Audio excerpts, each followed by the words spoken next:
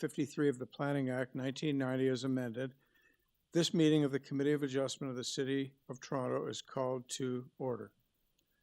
Before I proceed with my opening remarks, I'd just like to introduce the members of our panel this afternoon. On my far left, Natalia Popovic. On my near left, Stan Komorik. On my near right, Laura Alderson. And on my far right, Bill Dalton. On my far left at this desk is our Deputy Secretary Treasurer, Barbara Bartosek.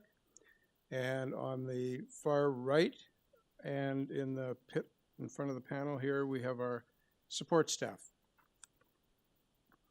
The Committee of Adjustment considers applications for variances from the provisions of the zoning that applies to property, permission to extend or alter lawful non-conforming uses, and consent to sever property to create new lots.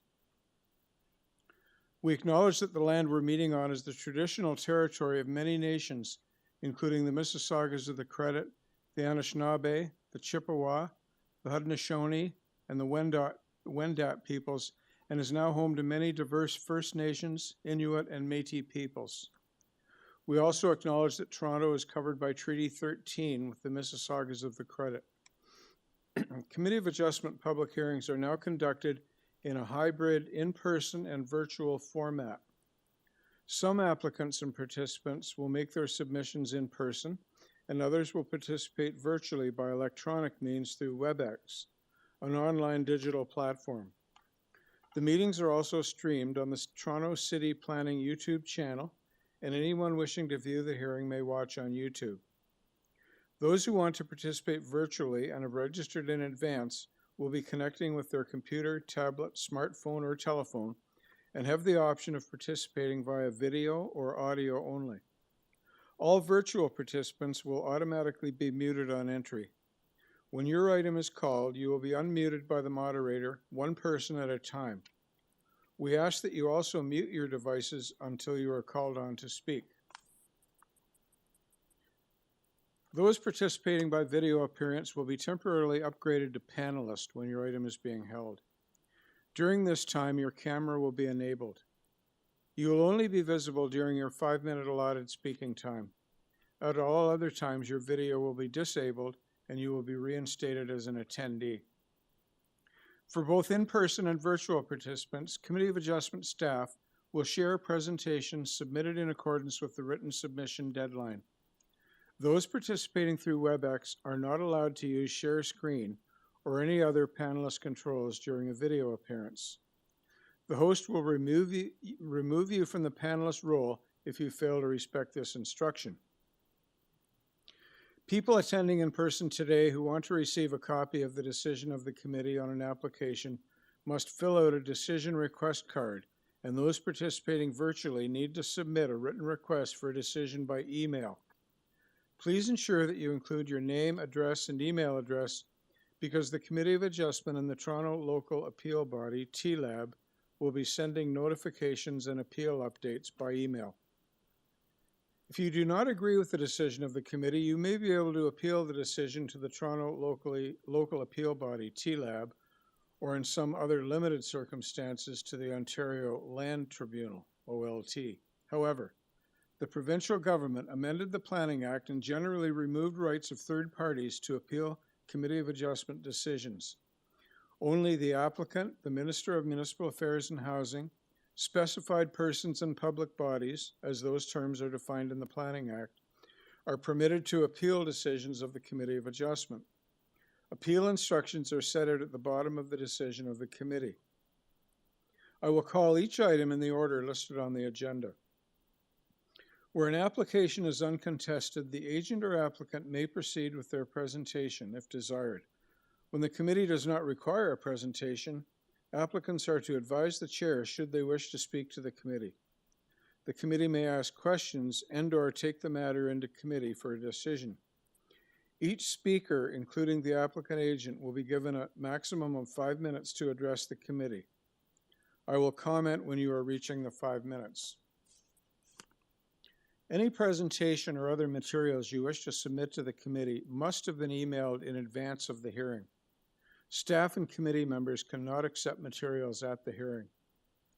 When addressing the committee, please clearly state your name and address. Please remember to confine your remarks to the matters outlined in the application. The applicant or agent will proceed first and will make a presentation to the committee on the application. Please note that the committee may not entertain revisions to proposals at the hearing today.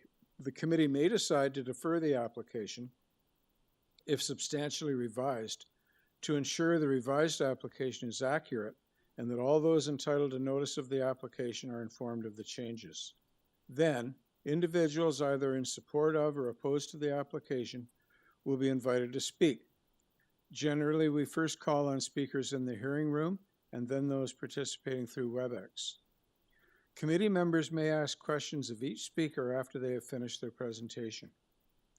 When all speakers are finished, the applicant agent has an opportunity to rebut only those issues that were raised by the speakers. This will mark the end of the discussion. The application will then be taken into committee for a decision. I ask now, are there any declarations of interest of panel or staff for items in this afternoon time slot? Yes, I have a conflict with item 22 as Arcadis engineering staff assisted with that application, and I am an employee of Arcadis, but I haven't worked on this file, so I'm declaring a conflict. Okay, thank you very much. Staff, no? Are you taking conflicts under other business? Not yet? Because I have 3. Okay. Yeah, well, is 2 p.m. like a separate, do we have to sort of go through what I just went through again and all that? Not everything else, but we can do the conflict of interest for that. So why don't you hold tight till 2 o'clock? Happy to do that. Good. Madam Deputy Secretary Treasurer, have you received any requests for deferral in the afternoon session? Thank you.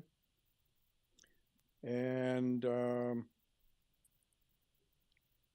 guess our standard item here really doesn't apply. Closing files, and I know we have a number that we'll be considering as a separate part of this agenda. So, okay, we can now proceed. The next item on the agenda is item number 22. Let's wait for Mr. Dalton to excuse himself.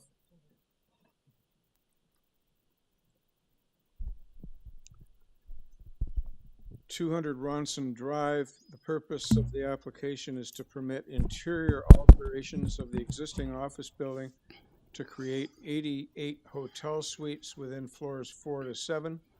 Floors 1 to 3 will remain as existing office space. We have a revised application. We have a letter of support from the local councillor. We have a community planning department recommending refusal. We have a clearance from transportation services. We have a revised zoning waiver. And we have a copy of a T-Lab order which approved something, and hopefully we can get the details on that to well, May 1st, 24, virtually now. The agent is David McKay. That's you, sir? Yes, David Mackay, sir. Okay, Mackay. Could you please make a presentation and tell us what your client proposes here? Sure. David Mackay, MHBC Planning, Registered Professional Planner, 7050 Western Road, Suite 230, Woodbridge, Ontario, L4L 8G7. The proposal before you today involves the reuse of an existing office building for the top floors for a hotel use. So we have removed the parking variance request. Our client was looking at providing for some outdoor amenity space to improve the office and hotel components. There was a request for a deferral from transportation staff, so instead of deferring the application, the most important thing for our client is to move forward with the rest of the proposal, including the use. So we withdrew that variance 6. In terms of the other variances, variances 2, which deals with density, variance 3, which deals with height, and variance 5, which deals with the landscape strip, those really deal with the existing conditions of the site today. So the existing building is 1.18 FSI on the site, whereas the bylaw permits 1. The height is 30.1 meters tall, where there's a office component to the proposal. It's limited to 20 meters, and obviously the landscape strips are what they are today in terms of less than the 3 meters as required by the bylaw. So I don't believe those matters are at issue with planning staff, so I'm going to focus on variance 4 and variance 1. In terms of variance 4, it's for the recognition that there is no loading space on this site.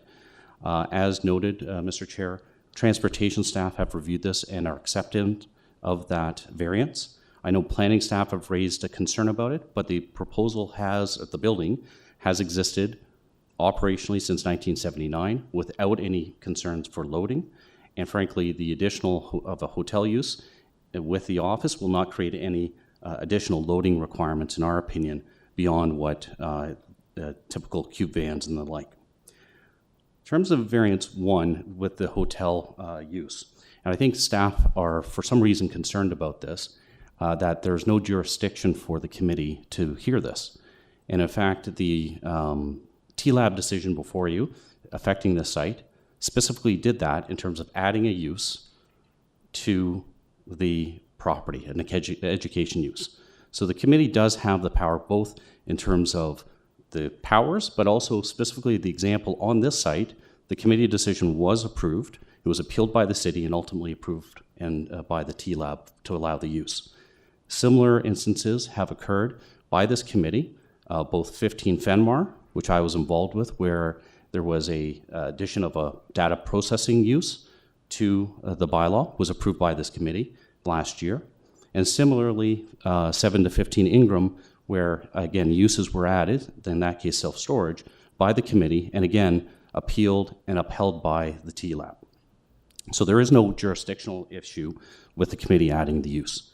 So staff talk about it, whether it's being minor, and when we look at the 4 tests, in my opinion, I respectfully disagree. There is a site and area specific policy which allows hotel uses in and around Toronto Pearson. So certainly we are not only maintaining and the intent and purpose of the official plan, we're implementing that permission for a hotel use. Similarly, in terms of the zoning bylaw, the intent and purpose is to implement the official plan. We are adding the use as per the official plan. So I believe that that is appropriate. And to point out that the Etobicoke zoning code previously permitted hotel uses on the site.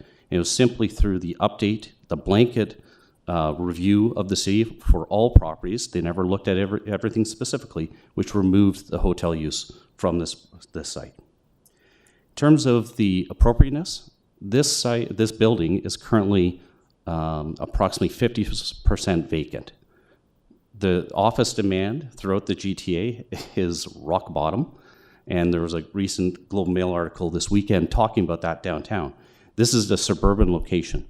So to keep the use as office just is not appropriate. It is desirable to allow for hotels on the site in proximity to Pearson, and in accordance with what exists in and around Pearson today. There's a hotel immediately across the street. So for staff to say it's not appropriate to locate this site in an existing building, which has undertaken no physical changes outside the 4 walls of the building, is not appropriate. I think it is appropriate, and I think staff are wrong in that regard. In terms of the test of minor, there is no impacts arising from this proposal. It is a reuse of an existing building. ECS has no concerns over servicing our traffic, and I'm just about to finish, sir. Forestry has no concerns. There are no neighbors here that have concerns. So to require the property to go through a whole rezoning process for cost and time, for what? There's nothing to be gained from the public good or my client to go through a rezoning process when the committee has the ability to grant this use. I'd be happy to answer questions. Thank you. Okay. Thank you, sir. Panel, any questions for Mr. Mackay? I would like to ask a question, Mr. Chair, if I may. I know that you've removed your parking variance, but I just want to clarify that. So you're now going back to 165 spaces on site? That's correct. There was a proposal for an outdoor amenity Yeah, area that took I out got that. 25. We're not proceeding with You're not that. proceeding with that. And was the minimum required 165, or do you need more than that you're making up with the leased spaces? So the 165 is what exists on the site today, and the bylaw says You can't reduce. you can't reduce. So that's the requirement for the variance. As you're well aware, today's bylaw, if we were building this building brand new, would not require any parking, except for for hotel visitor use, you still and require accessible spaces. Well, you're not building a residential. No, but that also applies to commercial uses too, sir. Okay. But for a hotel use, for practical purposes, you would need at least the same number of parking spots that you have hotel rooms, particularly if you're an airport use, because if you look at the comparable hotels in that neighborhood, they have well in excess of that because they're also using that parking for short-term parking for people. That is true. So And we that's- need 88 and spots if you're- for that. And if you're going to compete with the other hotels, Yes. sooner or later, your client's going to be doing that. Possibly, sir. I would agree. But in terms of the parking, you're right. On site, there's 165 which are being maintained. My client also has a lease with the Hydro. Yeah, that's what I was Toronto gonna get- Hydro, that was gonna 201 be- spaces. That was going to be my question, was what's the term of that lease? Is it for, So right now, because Hydro, it was for a long-term lease, and now Hydro doesn't do long-term leases, so that it's a year by year. it's year by year? But it is there and it's built and it's I know there's an operational. additional 200 spaces, and that's what gives me comfort.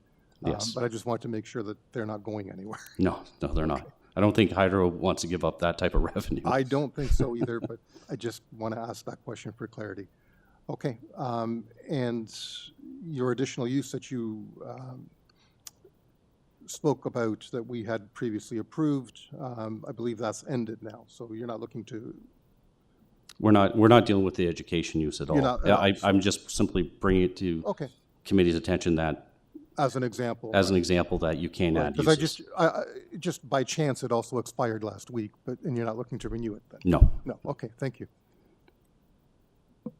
Any other questions? I think they call this an adaptive reuse project, but anyway, I do want to ask you, because you mentioned there was a hotel close by, and I'm on Street View, I can't find it, so I'm just wondering, what's the address?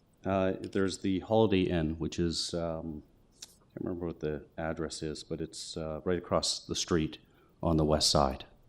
Okay, There's also the Comfort Inn at 241 Belfield, the Doubletree at 925 Dixon, the Best Western Premier at 135 Carlingview, and the Four Points by Sheridan at 2180 Islington, all of which are either E or EH zoning that does not permit hotels. So we're not doing anything that's outside the norm here in terms of a hotel in an E zone. thank you. And just for the record, I do like adaptive reuse projects, so, thank you. Thank you. Thank you very much. Is there anyone in the hearing room that came to speak about 200 Ronson Drive?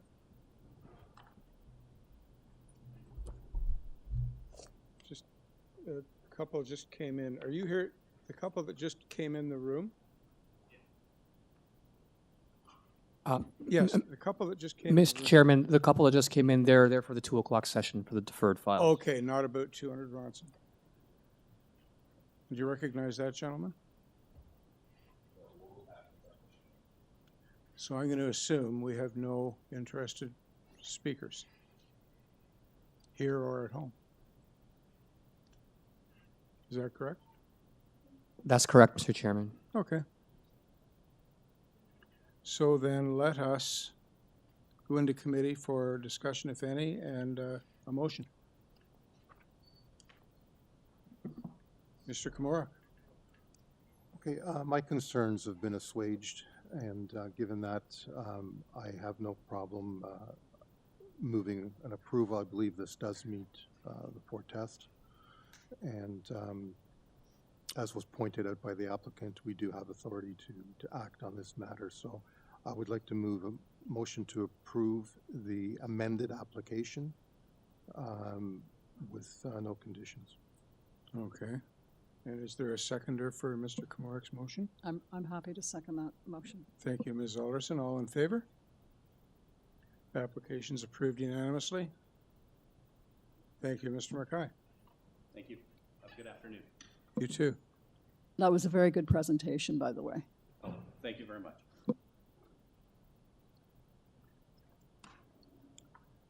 So do we have a way of alerting Mr. Dalton that he can rejoin the? That's where she went, okay.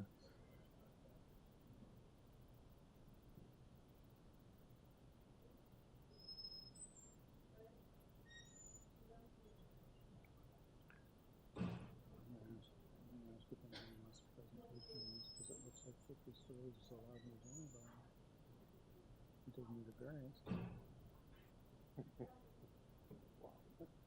Is this a substitute element? So we pass with the amendment?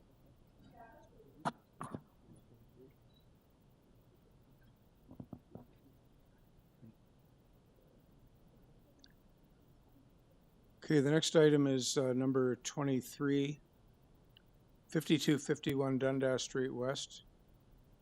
Purpose of the application is to construct a 50-story mixed-use building with a 3-story podium. There are 2 variances, and given the scope and scale of this development, I think a presentation might be helpful to us. Mr. Chairman, there also is one neighbor that is online to speak from 9 Michael Power Place, but we can have him say his name and address. But we have one person online. Okay. So firstly, we'll hear from the agent, Mitch Gascoigne. Hi there. Hello. Yes, could you give the panel a presentation on your proposal here? Yes, no problem at all. So my name is Mitch Gascoigne. I'm a partner at Center Court Developments. My address is 134 Peter Street, Suite 200 in Toronto, Ontario. Apologies that I'm not there in person. I usually like to do these in person, but circumstances have demanded that I'm doing this virtually. The application that you're looking at is a 50-story tower that was approved in the spring of 2023. The original application was made to the city in December of 2021. We worked with staff and went to council for the approval. It was a very pleasant experience with staff, just working through the submission, and we got to council and it was approved, as I said, in March. The approval, the tower then we brought to the market and went to sales in May of 2023. So just about a year ago. The current market is not what it used to be, but this tower went for sales, and now a year later, we find ourselves getting ready to start construction, but needing 2 variances for minor matters. The first is a change in the number of 3-bedroom units, and to convert those 3-bedroom units to convertible units in response to the way the market is purchasing these units. And then the second is extremely technical. It's an overhang that in the bylaw had a minimum dimension of 3 meters. It wasn't shown that way in the zoning plans, and a 3-meter overhang would actually go beyond the property line. So we're adjusting it to a minimum dimension of 1.2 meters. Both of these variances are items that I've coordinated with city staff. You'll note that there is no city staff report on the item. They have no position. They're supportive to me via email, but they haven't submitted a report to you. I think I'll just address the changes very quickly. The way that this building is selling is such that units of all types are selling, save and except for the 3-bedroom units. And right now we've sold, there's 56 3-bedroom units in the building. We're asking to reduce that number to 45, but supplementing it by saying, but all of the changed 3-bedroom units would be convertible. So somebody could buy 2 of those units, and the building is designed such that they could be combined in the future. Something that isn't being changed in the bylaw is the number of 2-bedroom units that's required. There's a 15% 2-bedroom unit requirement in the bylaw, and we've in the plans that you'll note, there's actually 23% 2 bedrooms being provided. So there's no issue overachieving on that minimum requirement, and those are selling quite well. The need to change these is just to respond to the market conditions and allow us to get past a threshold to get the shovel in the ground and get this building started. And the technical change to the awning the canopy, isn't to say that the canopy won't be 3 meters in places. It's just in its minimum dimensions along Dundas Street and portions along Auckland. It's as shallow as 1.2 meters. In other areas, it's significantly exceeds the original 3 meter requirement. And that canopy is providing wind protection and shelter for anyone walking along the street, and all of those reports have been submitted through the site plan process. I'm happy to answer any questions. If there's detail that I glossed over, I apologize, but I can get into any of the particulars through some questions. But I think what I will point you to is architectural drawing page, I think it's A12. Just confirm here if you guys can put it on the screen.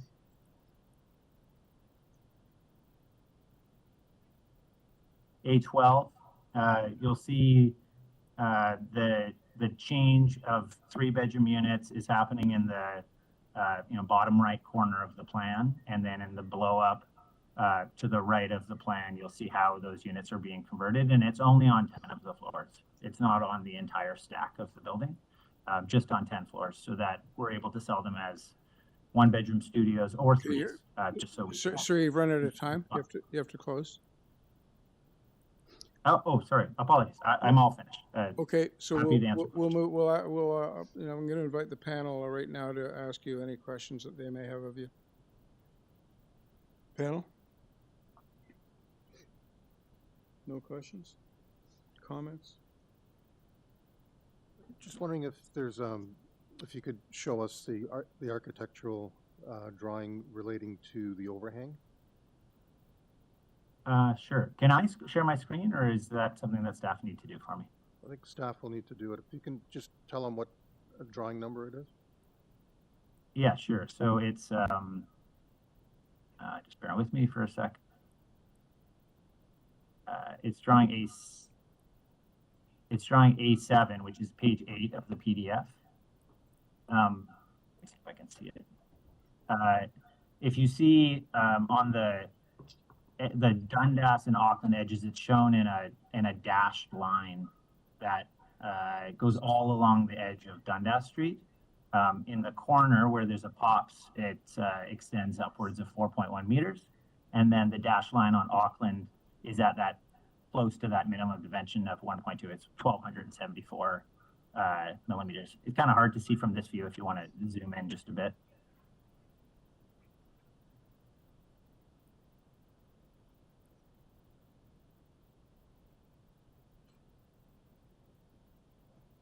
Are you able to see it, or do you need me to describe it's hard to make out, but I get the idea. It's okay. Thank you. Yeah. Any other questions from anyone?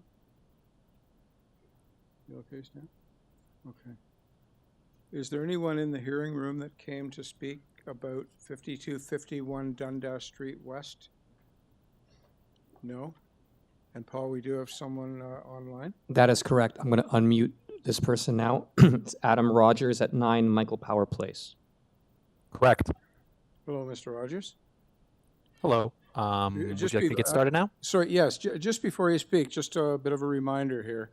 The 50-story mixed-use building with a 3-story podium has been approved. That is not at issue today. It is the 2 variances, one related to the percentage of 3-bedroom units and one related to a continuous weather protection. So if you could confine your remarks to the matters at hand, that would be appreciated. Yeah, no problem. I actually fully support this development. It's just a certain element of this that I disagree with. Okay, so just a little background. I actually am well aware of this development. It's on the old Starbucks site right near Kipling Station. My partner and I actually looked at perhaps getting a unit in this building at one point. We looked very closely. We decided against it in the end, but I fully support this building. My one concern, and of these 2 variants, I can't speak to the second variance. I'm assuming if staff supports it or just has no objection, there's no major concern. So I personally don't have a concern either. My one concern is as a parent in this area and someone with children, the reduction of 3-bedroom condo units is of concern to me. Now, obviously, I'm not purchasing a 3-bedroom in this unit. I can't speak to that, but I can say as someone in the market for a 3-bedroom condo to expand for my family, it is very tough in this city. And I can understand, as they said, there's market reasons why they're doing this. I can't speak to that. I know the condo market is a lot more soft than it was in the past, but once we remove these 3-bedroom units, they're not going to come back. I don't want to disagree with their idea of the flexible, but I can't imagine people are going to buy 2 separate units and merge them together. The cost does not seem supportive. Maybe they have some context of how that would cost out, but that seems like it would be more expensive than having an actual 3-bedroom unit. Now, again, I want them to get their shovel in the ground. I'm not trying to be in the way of this. I'm looking forward to this, but just as I said, I have a concern. We are increasing the level of folks coming to Toronto. Families are coming into this area. This whole area is going to have a huge change. They're going to have a new school in this area. There's going to be buildings all around. More families are going to come into this area. That's just my major concern is if we make this change right now, those units are not coming back. And we do have a requirement for 3-bedroom units for a reason. I'll let the committee speak to the merits of my position. And again, I don't want to get in the way with these folks. I understand market conditions. But as I said, once we say, no, you don't need to put these units, they're not coming back. And we can get stuck in the position that I find myself in when I want to upgrade from a 2-bedroom condo to a 3-bedroom condo. And the cost is always a bit more tough when you don't have that supply. Anyway, that's all I wanted to mention. I do support this overall project, and I have no objection to the second bylaw element change because I can't speak to it personally, and it sounds like the staff does not have any issue with it. That's all I want to add. I'll stay online until you need, unless you have any. If you don't have any questions, then you can mute me. Thank you, Mr. Rogers. Panel, any questions for Mr. Rogers? Comments? Okay. Yep. Thank you. Mr. Gascoigne, could you please address Mr. Rogers' concern? One moment, Mr. Chairman. I will unmute the agent right now. Okay, Mr. Gascoigne, you're unmuted. Sure. Yeah. Yes, sir. You heard thanks from for the Mr. comment. Rogers. Could you please take a few minutes to respond to his concern? Yeah, for sure. The units are made as convertible. You can purchase that. What that means is that there's like a physical knockout panel in the structure. So purchasing 2 units adjacent to each other and doing a renovation is something that is completely doable. So they aren't actually going away. There is a site-specific requirement for 3-bedroom units in this building, but there actually isn't an area requirement. There's in the downtown plan, which applies to, between Bathurst and the Don River up to Bloor Street, there is a requirement for minimum 2 bedrooms. And working with staff, we just thought it was a good idea. And, we're over 12 months into the sales program. It's not like I'm asking for this, on the doorstep of approval at council. I'm doing it because I want to be able to build this building and get the housing provided. And I hear what he has to say, but I respectfully disagree that they're disappearing. That's the reason we wanted to make them convertible. We're not asking for them to go away. We're asking for that to give us the flexibility to sell them based on current market. Thank you. Panel, any questions for Mr. Gascoigne? Okay, I think we can now go into committee then for more discussion if it's required, or a motion.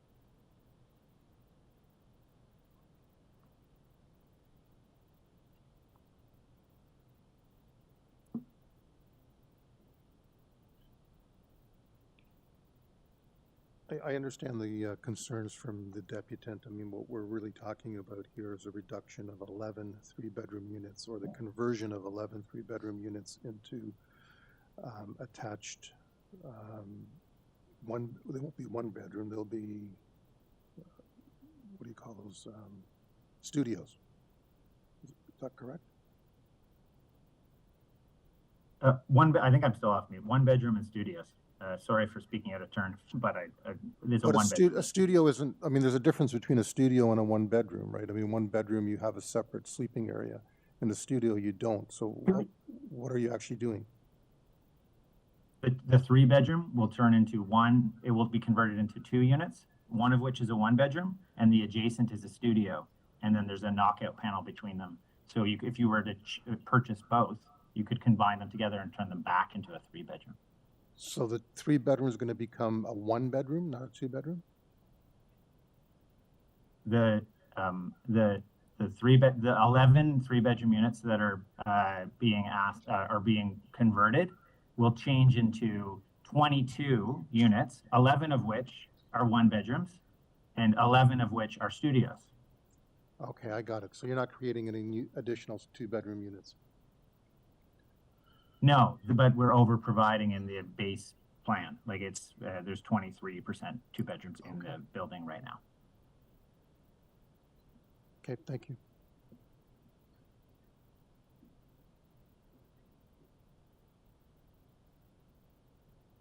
So we still require a motion? Bit of a different picture from what I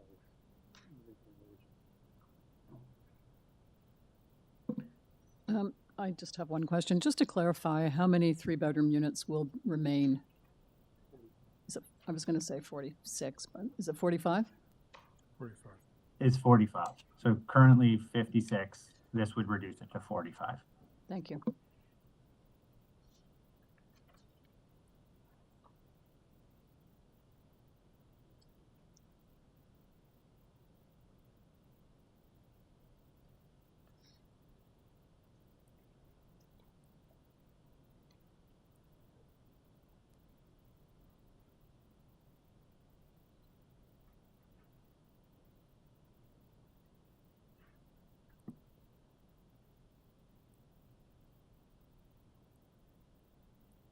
Just one last question then. So if you're saying that you're going to create 11 1-bedroom and 11 studio units, to do a conversion, it's not just a matter of knocking out the wall. You're actually going to have to remove a kitchen and add some walls as well. It's not a minor conversion. Yeah, you certainly will have to do some renovation. This is the identical approach that we use in the downtown where OPA 46 applies. There's a requirement in that area to do 10% 3-bedrooms, 15% 2-bedrooms, and then an additional 15% convertible units. So it's not to say that if you purchase both units, you won't have a bit of work to do, but the purpose is that if we don't have this knockout panel, there's just going to be structure there and it'll be holding up 50 stories. It will be impossible. This makes it possible. Okay.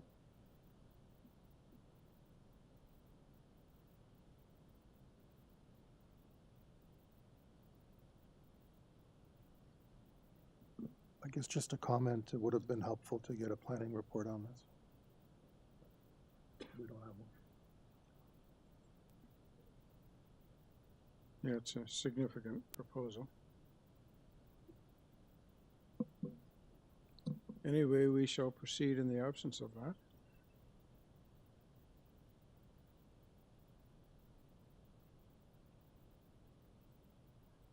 Okay, well, in the absence of a planning report and with the information that we've got before us, I would be inclined to move a motion to approve the 2 variances. I think given that it is possible to do a conversion, I find from that perspective the variances to be minor. Is there a seconder for Mr. Comoric's motion? Ms. Alderson, thank you. All in favor? That is approved unanimously. Thank you very much, Mr. Gascoigne and Mr. Rogers.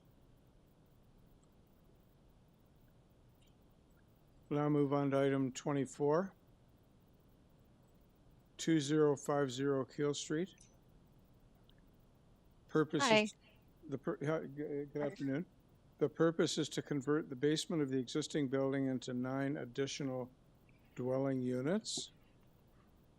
There are 5 variances. I don't believe is anyone in the room here to speak about 2050 KEELE Street? No? And Paul, I don't believe we have anybody at home. We don't have anybody else, Mr. Chairman. Okay. So, Michelle, is it Bulow? Yes. Yeah, I'm just going to ask my panel colleagues here if they're interested in a presentation, or could we maybe just leave it with us asking questions of you if we have any? Panel? Yeah, if you'd like, I can give you a brief overview prior to jumping into questions if you'd like. Okay, a brief overview might be helpful.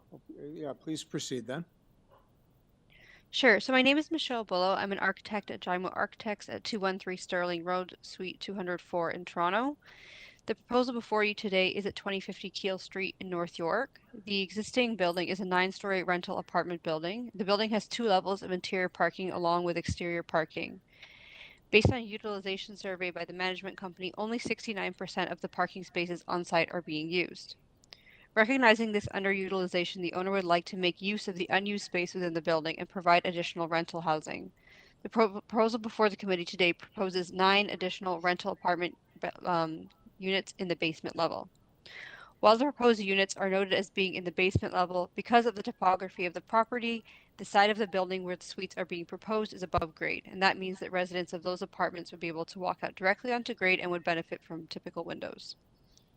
There are 5 variances before the committee today, and I will note that this application was deferred from last year, and the proposal has since been revised to address some staff comments. Of the variances before the committee today, 3 are related to parking and 2 are related to amenity spaces. So specific to variance 2 doesn't allow for the amount of existing parking to be reduced. However, not all the parking is being utilized. And specific to 4 and 5, the building doesn't currently have interior amenity space, and some is being provided in this proposal. So while variances 4 and 5 are asking for a specific amount of amenity space to be above grade, that's not really possible within the existing envelope, and I think it's great that the proposal can provide amenity space regardless of its location. So I think we can discuss the variances before us, and I hope that the committee can approve the items before us. Thank you, Ms. Bulow. Panel, any questions or comments for Ms. Bulow? I have a question relating to parking, if I may, Mr. Chair. In the January meeting, I believe Transportation requested that a justification study be provided for the reductions in parking and accessible parking spaces.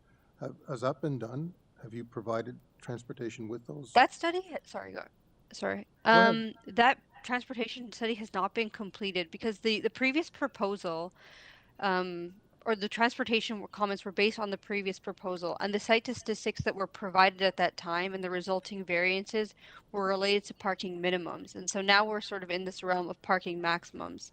So we were not really clear that these transportation comments still applied, and the transportation didn't issue comments specific to the current proposal.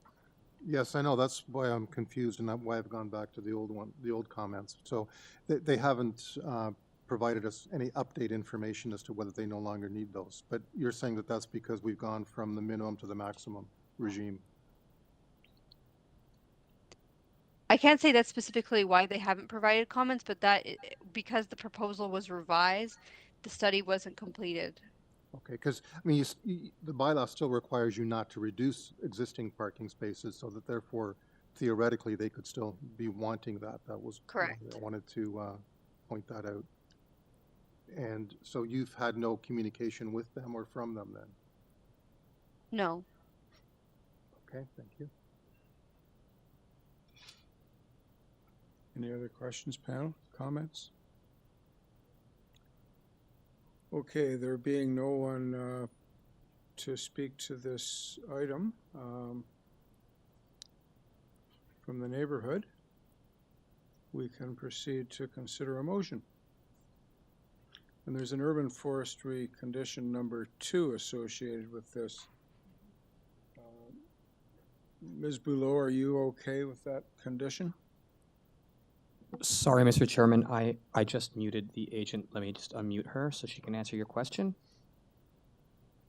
Michelle, you're unmuted. Yeah, we're okay with the condition. From my understanding, it was to provide the tree declaration form, which had been provided, but we can send it again if needed. Okay, thank you.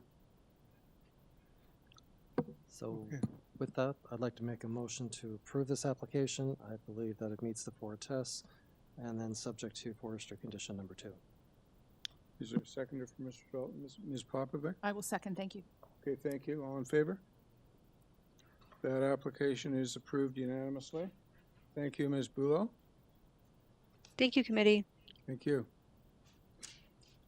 Okay, moving on to item number 25, 7 Bentley Drive. This matter was deferred from February 22nd this year to address planning comments and to make improvements to the design of the proposed dwelling.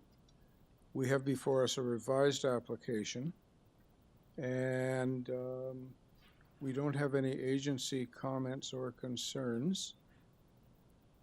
Is there anyone in the room that came to speak to 7 Bentley Drive? No? Anyone at home, Paul? Only the agent, Chris Pereira, Mr. Chairman. Okay. Forestry requirement? Pardon? No? I thought I had something for undata material. Okay, let me. You okay with that? Okay, panel, can I suggest that perhaps we don't need a full-fledged presentation? Okay, I'll just check. Mr. Pereira? Good afternoon, Mr. Chair. Oh, can you speak up, please? Good afternoon, Mr. Chair. Can you hear me? No. It's very difficult to Can you hear you, hear me? Mr. Pereira. Share this side.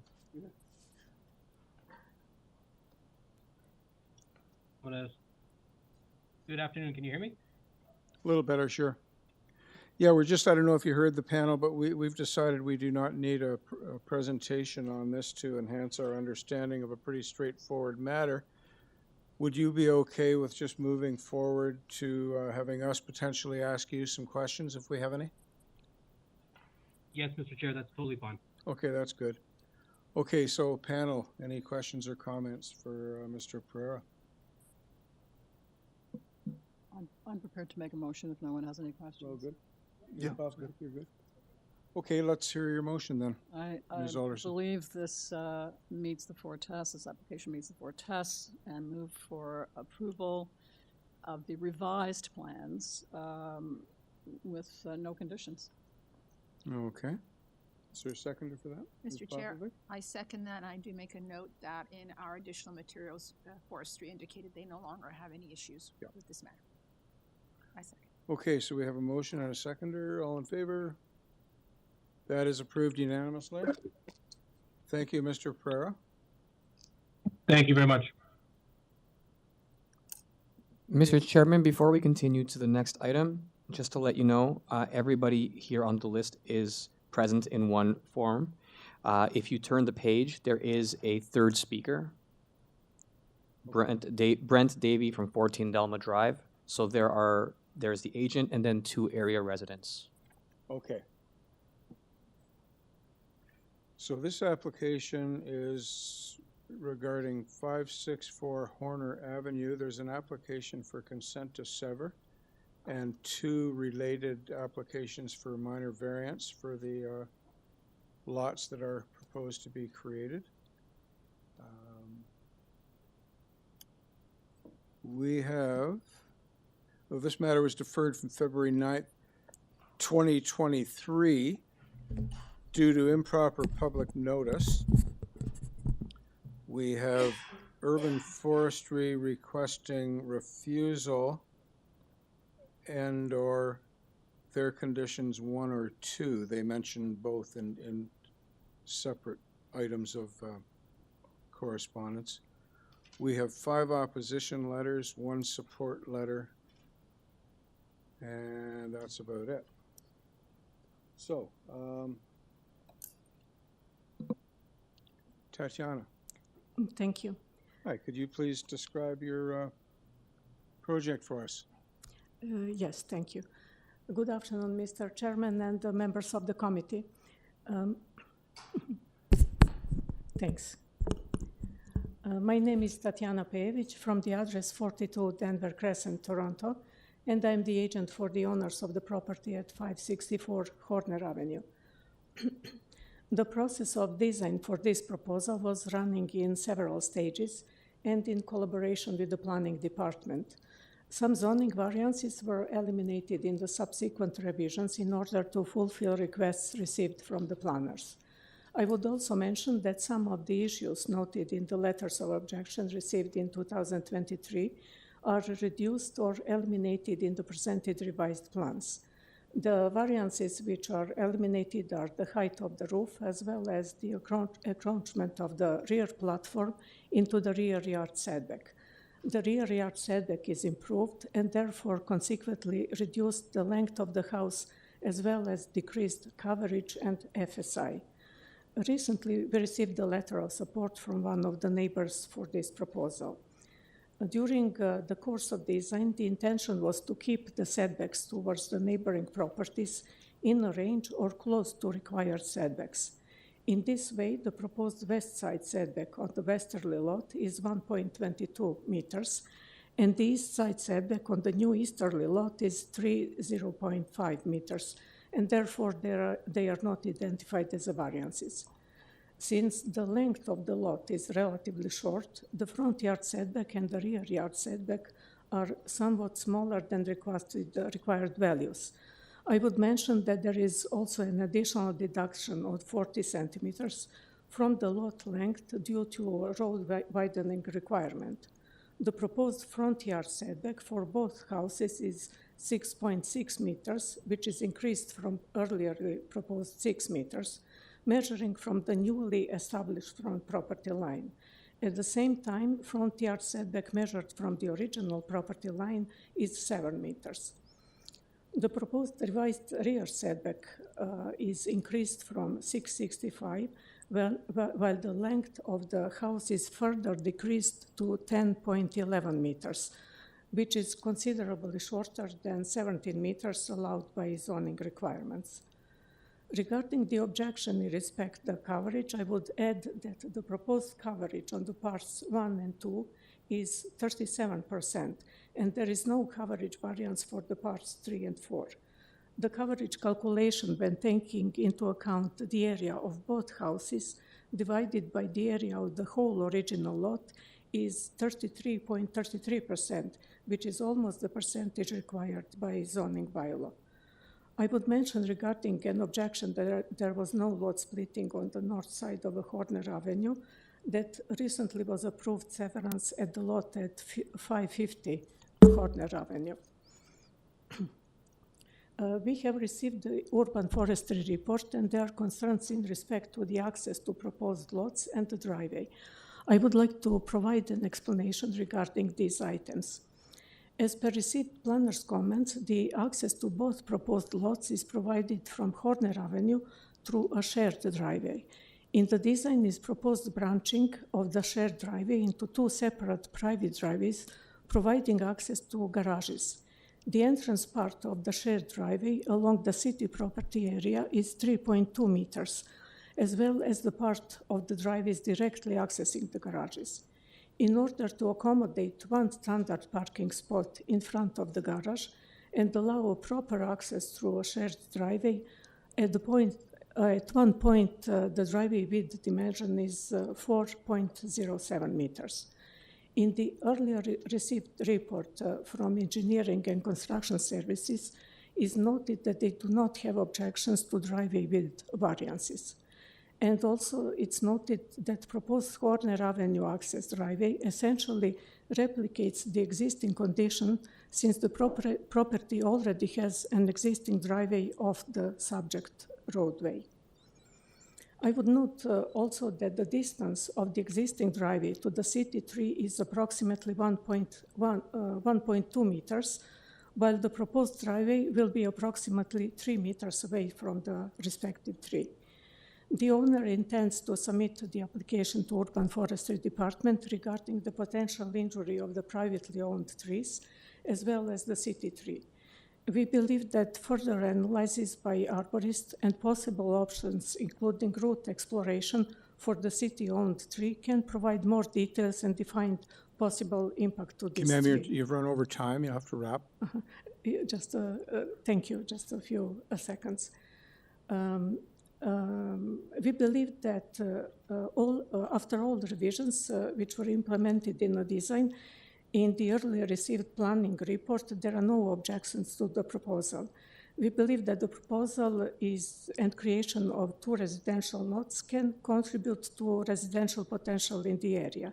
We hope that proposed variances may be considered minor and that we may have your approval. I will be happy to answer to any questions. Thank you very much. Panel, any questions or comments for Ms. Pejovic? I wanted to just clarify the front yard setback that you're requesting, because I believe, what did you, you mentioned something other than, I believe it's 6 meters is what is on the notice. Did you say it was something else? Sorry, did you ask about the front yard setback? Correct. Yes. The front yard setback is in January 2023, it was 6 meters, but now is improved to 6.6 meters, so 2 feet more. At the same time... Well, no, that's fine. That's what I want to clarify, because I'm looking at the notice. Am I looking at the wrong notice? And there is additional 40 centimeters, which is in fact deducted from the property. Understood, because of the road widening. Yes. Just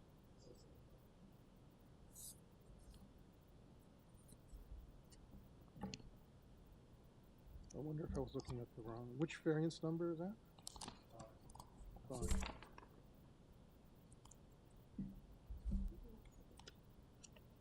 Am I looking at the wrong item? Are you looking at the old notices? Yes. You're looking at the old ones. Okay. Sorry. I'm looking at the old notice. Okay. That's fine. Thank you. In this proposal, it's even in fact improved previous He didn't various... ask you any other questions. Oh, okay. Thank you. My mistake. Yeah. Okay. That makes sense. Any other questions, comments? Okay, we can proceed with our list of registered speakers. And I don't believe there's anyone in the room that came to speak to 564 Horner Avenue, so we can proceed with our virtual participants.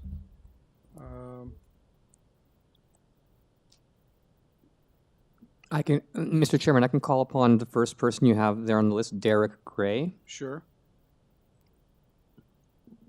Good afternoon, everybody. Good afternoon, Mr. Chairman. How do you read me? How loud am I?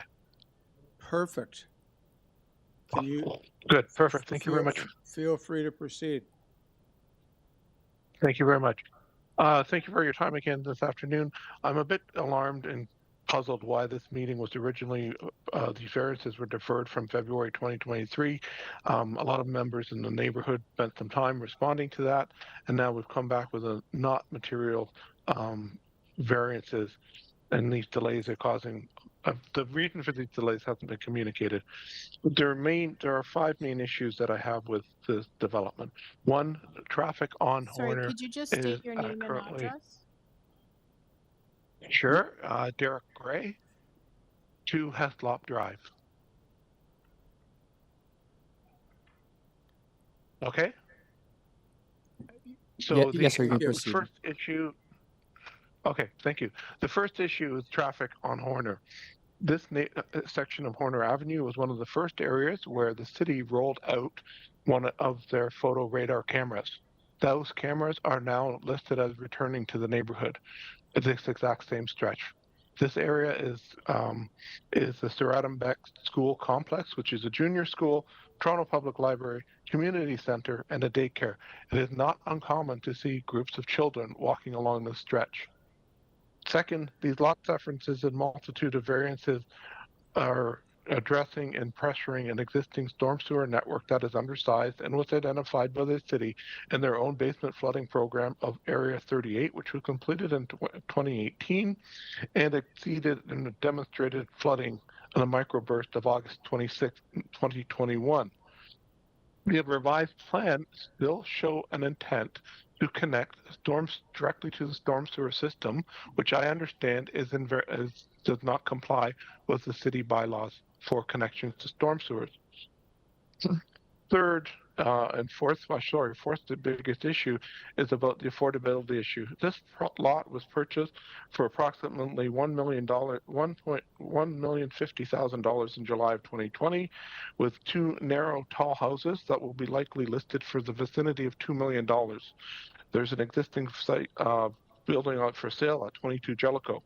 In fact, the approval of these lot severances are further going to encourage developers to thatch up small homes in this neighborhood and convert them into very large homes with large dollar value. And the only people who benefit from this are the developers. And then also, these do not fit into the neighborhood.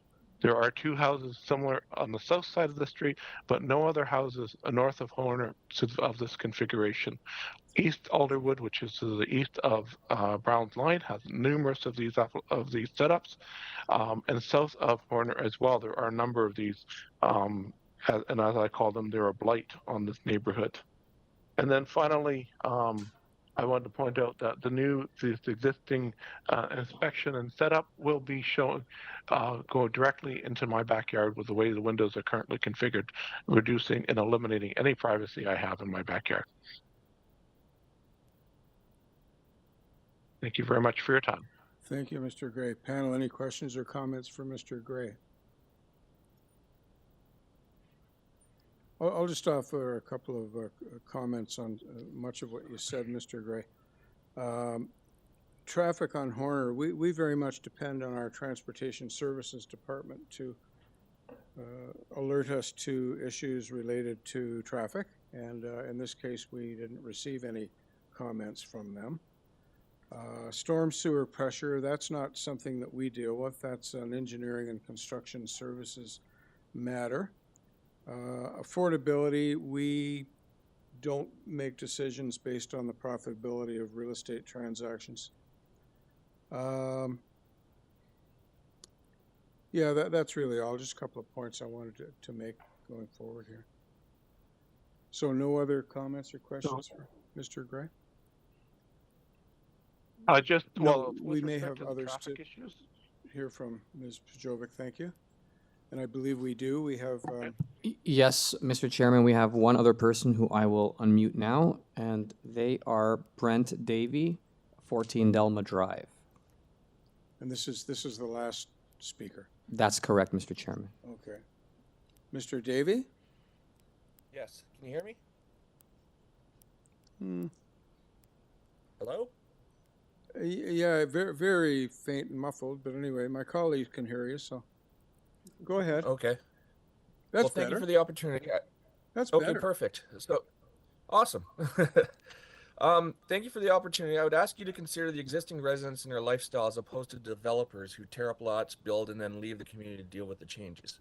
It is a well-known fact in West Alderwood that lot splitting had not been allowed on the north side of Horner up to Evans and west of Brown's Line before 550 Horner.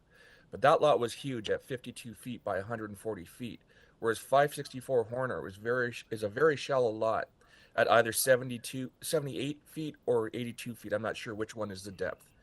So us neighbors didn't have any issues with the home at 550 Horner, whereas this home is going to be sitting right on top of the neighboring homes.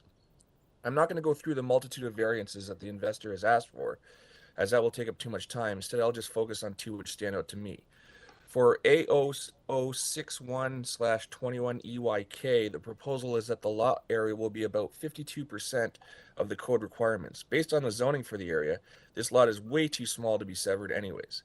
It's a significant reduction in property space, and as stated in the public notice, the role of the Committee of Adjustment and Minor Variances is to provide flexibility in dealing with minor adjustments to the zoning bylaw requirements. This is a huge variance given the zoning rules. You're going to have houses basically taking up the entire lot and going significantly over the front, side, and rear setbacks, as mentioned in items 5, 6, and 7 on the public hearing notice, which isn't fair to the adjacent neighbors who expect the committee to look out for our well-being. A large house and tiny property puts pressure on wildlife, especially given that 2 trees must be taken down, and there's a possibility of affecting the root systems of mature cedars on adjacent properties, as well as the city tree on Horner. For A0062/21EYK, the The proposal is that the lot area will be approximately 61% of the code requirements. Based on the zoning for the area, this lot is way too small to be severed as well. Again, another huge variance given the zoning rules. I understand that we need housing and that neighborhoods change, but to first of all start allowing severances is one thing, but this is not even close to what is allowed according to the zoning. So why are we even entertaining this? If we're going to start allowing lot splitting in this area, at least keep it to minimum standards as stated in the zoning. Otherwise, what is the point of even having zoning rules? Please think of the current owners in Alderwood when making your decision and put people before investors and money. The owner knew what they bought when they bought this property, what the rules were for building, and they basically just said those rules don't apply to me. Please don't allow them to be correct in their assumption. I'm also a realtor for the past 20 years, and I've worked with many clients who have bought real estate with the hopes of severing lots to build 2 houses on single lots. In my experiences, I have seen clients who have been denied approvals for variances which are much more minor than what the owners of 564 Horner are asking for. In my humble opinion, there is no way 564 Horner severance and variance requests should be granted, as they are significantly over what the zoning allows for in this area, and they do not fit in with the neighborhood at all. That's it. Thank you, Mr. Davey. Panel, any questions or comments for Mr. Davey? Okay, Ms. Pajoga, if you could come up to the podium and offer your rebuttal to Mr. Gray and Mr. Davey. Yes, of course. I believe that several answers to the questions that we also heard on the virtual hearing, I already answered through the presentation. Regarding the coverage and the issues with drainage and storm sewer is of course a technical detail, and that will be addressed in the next stage with the building permit application. But regarding coverage, in fact, we see that if we take into account the coverage of both houses in respect to the whole original lot, it's 33.33%, which means in fact that the area which is occupied with the buildings is almost in the allowed percentage, which is prescribed by zoning bylaw. We hear also comment that the houses are tall and narrow.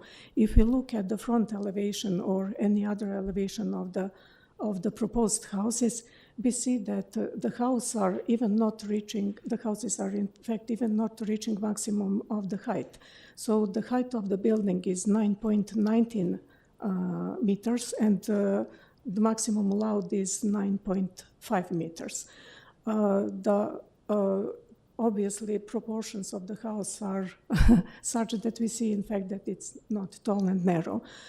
Regarding shadows, vicinity, or overlooking, I believe since we have side setbacks which are not zoning variants, and we have rear setback, which was in the last submitted revision, this one which we are now reviewing and considering, it's close to 7.5 meters. It's 6, just a moment.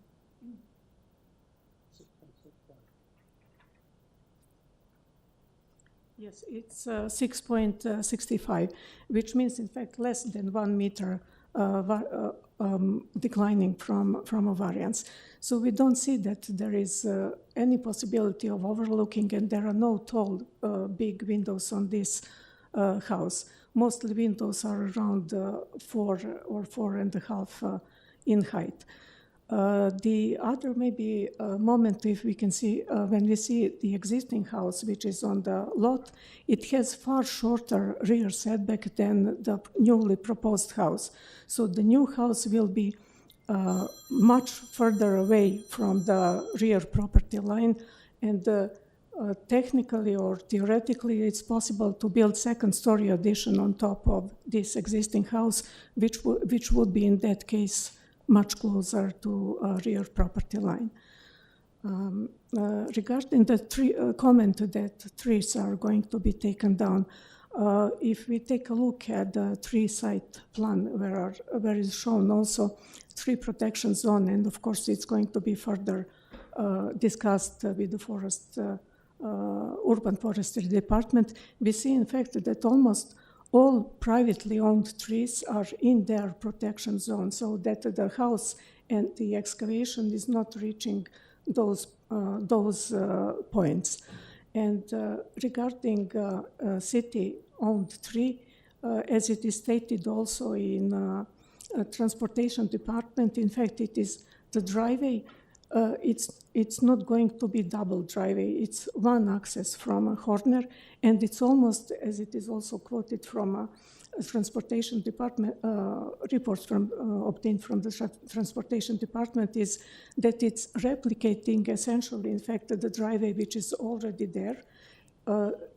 In this case, that one access to both properties is going to be through a driveway which is 3.2 meters, which means, in fact, it's complying with the zoning requirements, and it's even further away, almost more than double further away from the city tree, and we believe that it's not going to negatively impact this tree, since the tree shown quite good and vigorous health condition.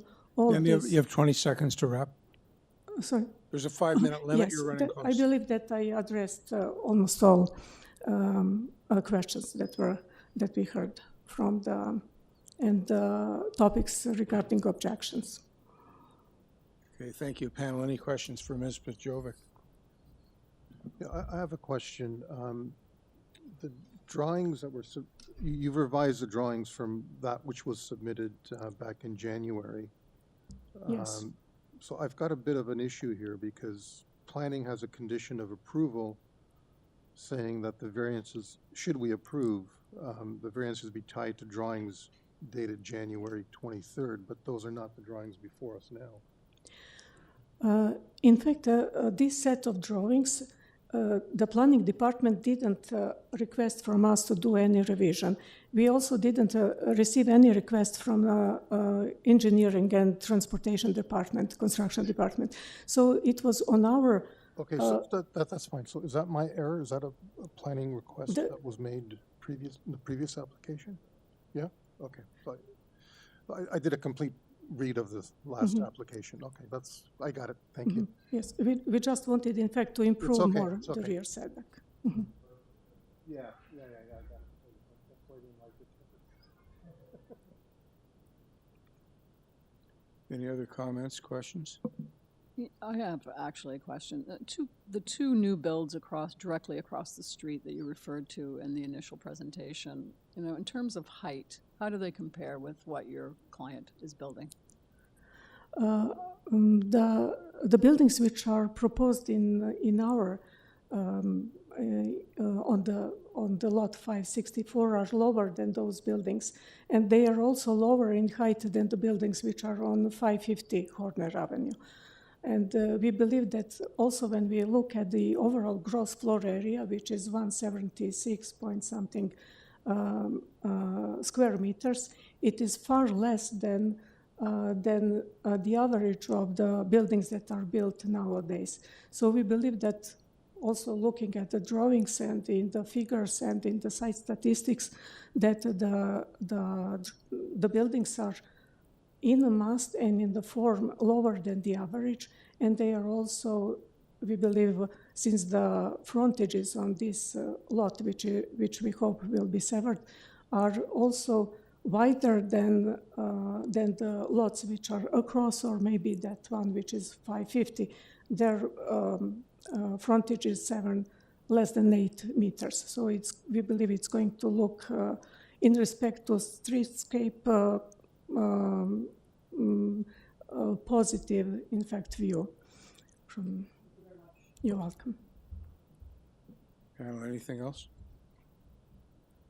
Okay, let's go into committee. Before we do that, I just have a question for Madam Deputy Secretary Treasurer. Engineering and Construction Services commented in February 2023, but no comments on this application. No, so their recommended conditions are still applicable due to the widening. Okay. Okay, so we're in committee. Discussion if required. for a motion? I guess I just want to make a couple of observations. I have no concern with the width of the lots. I mean, that variance is quite minor. The issue here is the depth of the lots. And because of that depth, there's a variance both for front and rear yard setbacks, which is not common. That's the only issue that I find problematic.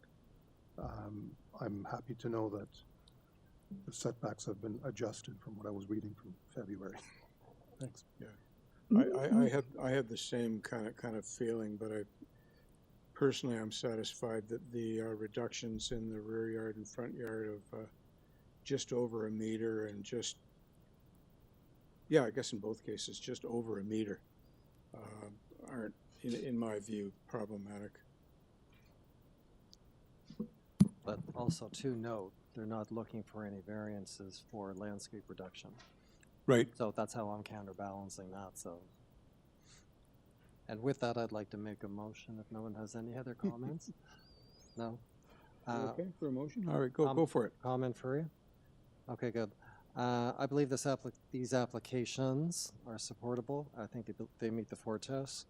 And with that, subject to the forestry and the ECS comments.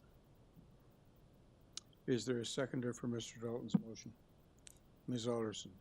All in favor? That is approved unanimously. Thank you very Thank you. much.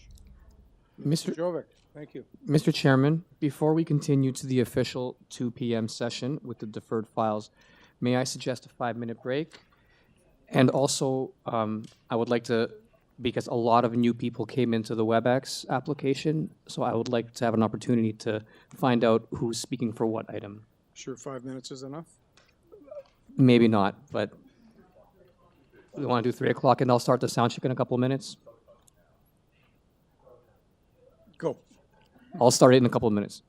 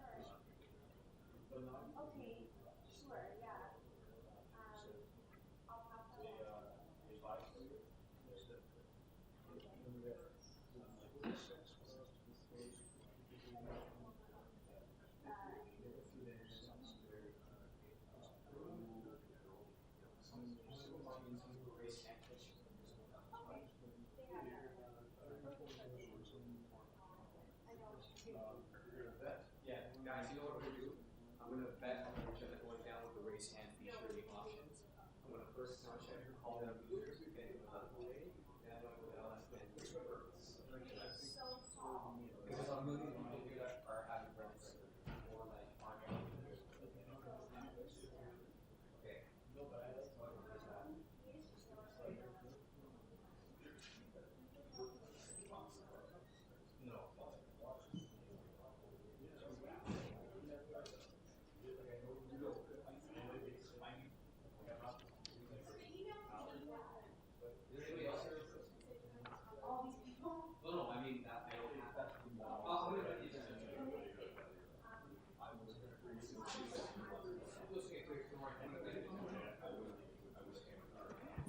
Hello, everyone.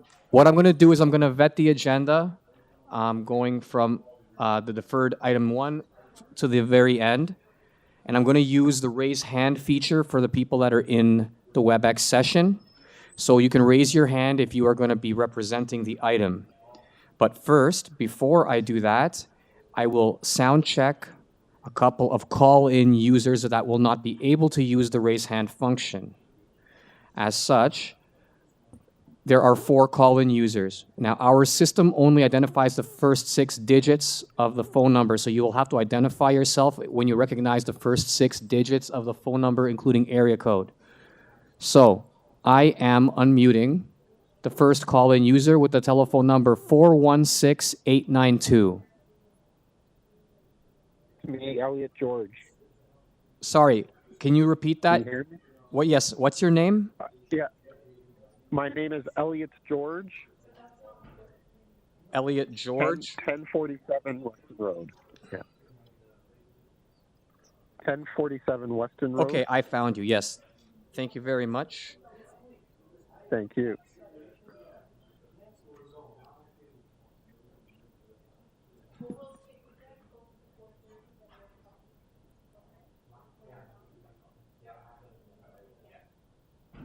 Yeah, I know where. Okay. So the next call-in user is going to be call-in user with the phone number 416804.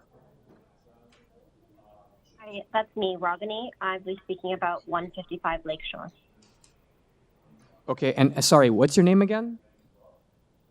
Ragini, is it possible to unmute me on the WebEx when it's time to speak? Ragini Chopra. Oh, you're Ragini Chopra. Yeah, okay, no problem. So why are you using 2 devices? Because I wasn't sure if I was going to be able to speak on the WebEx. Okay, so why don't I mute you here, and I will unmute you when it comes time for, I'll unmute you on the WebEx. Okay? Okay. Okay, Thank thank you. you.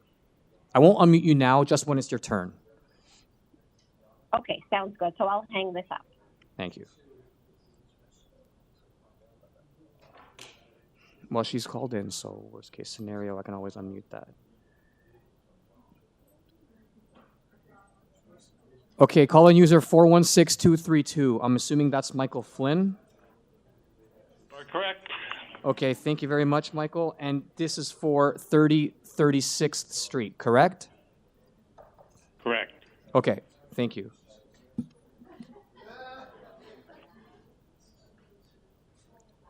Call-in user number 7. Or number 8.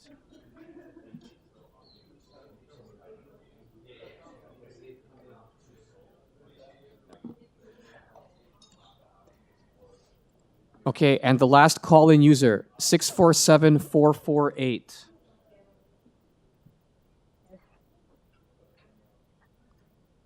Is this hi? Dharmini is for Sri Are- Dharmini is for 11 Penny Million Way. Okay, I see you here logged in on 2. Oh no, you were on 2. Now you're just on the phone. That's fine. Okay, so stay on the phone, and when it's your turn, I will unmute Can you. you Thank call you. me or on? Okay.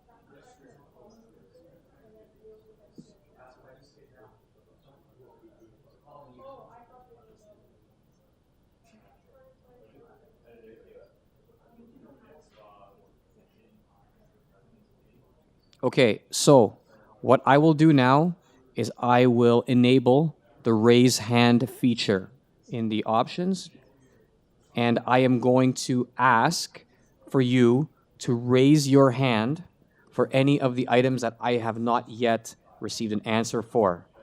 So item number 1 is Christopher Tedesco in person. Item number 2, Roman Zarowski in person. Item number 3, who is here to speak to item number 3, 55 42nd Street?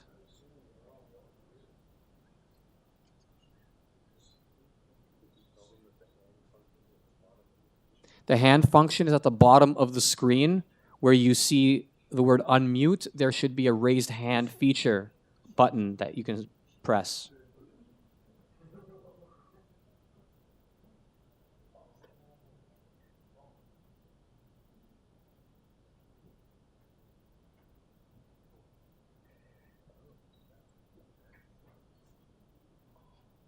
Do you see anything?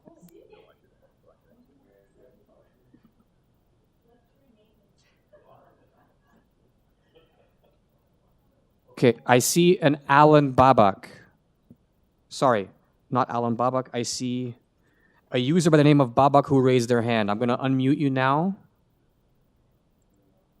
Okay, I've unmuted you. Are you here for 55 42nd Street?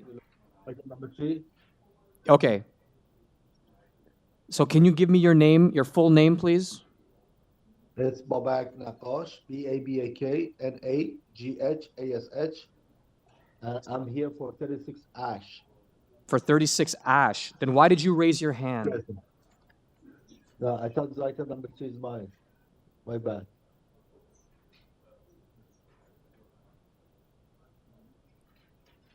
Moving on, item number 4.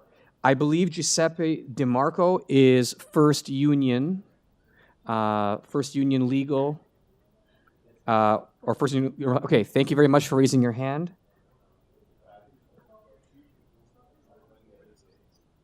Yeah. Okay. So the next is who is representing item number 6, 80 Mimico Avenue? Okay, I have a Daphne Gawkin. No, that's not. Okay, and I believe, keep your hand up if you are also here for 78 Mimico Avenue. Perfect, thank you. Okay, you can put your hand down. Who is representing, actually, item number 10, 25 Milford Avenue, we have Sal Creamy. I see you here, so no need to put your hand up. That's fine. Is David, okay, no. Who is here representing item number 11, 110 Winiska Avenue? Thank you.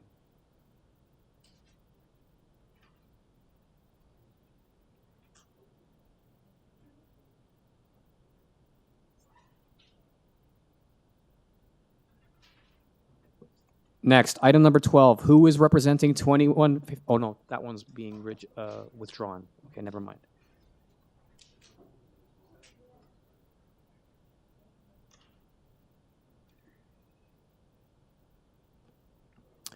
Item number 15. Who is representing 15 Darien Court? Lucas Cocomello. Thank you very much.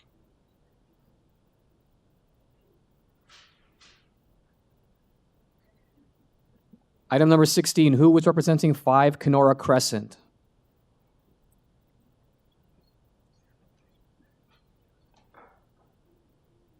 Jason Rodriguez, are you here? I'm going to unmute you. Jason Rodriguez, 5 Kenora Crescent.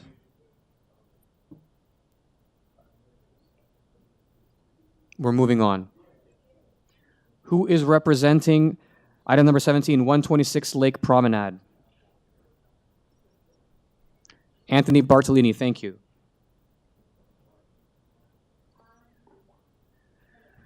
Who is representing item number 18, 83 Albert Avenue?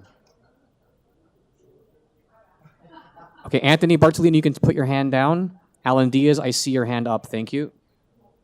You can both put your hands down now. Who is representing item number 19, 1192 the Queensway? Ora Stoyanovsky, thank you. Item number 20, 46 Watercliff Road. Is that Nelson Espinola? Okay. He is here but isn't raising his hand, but we have him here. Item number 21, 48 Aerosmith Avenue, Jordan Scrow. Thank you very much, Jordan. Item 22, 65 Burnham Thorpe Crescent. Marin Zabzuni is here. Thank you. Item 25, which is 4740-4742 Dundas Street West. Is that Dr. Laura Thomas? Okay, thank you.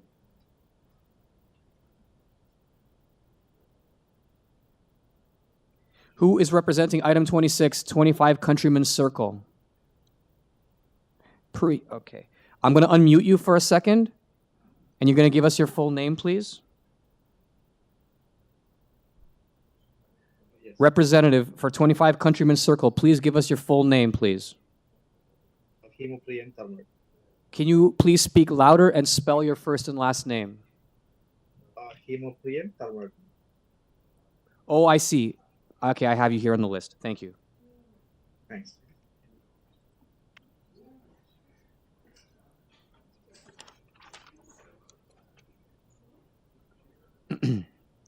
Who is representing item number 28, 86 39th Street?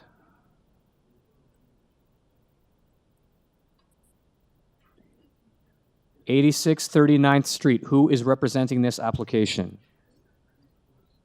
Okay, Aaron Zagar, thank you. Item 31, 41 The Kingsway.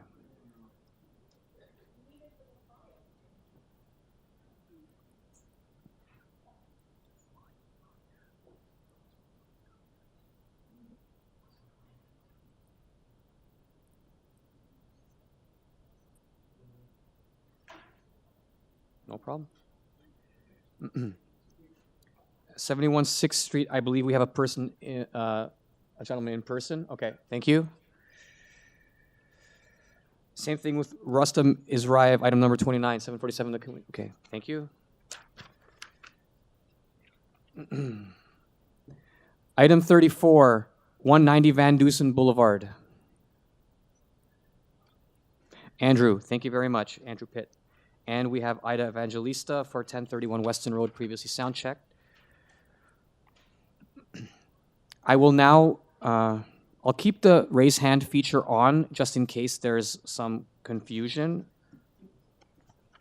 But from what I understand, Mr. Chairman, we can proceed whenever you're ready. So just to clarify for all the people that are here, for other business in the category of requests to keep deferred files open, I will call each application up by its address.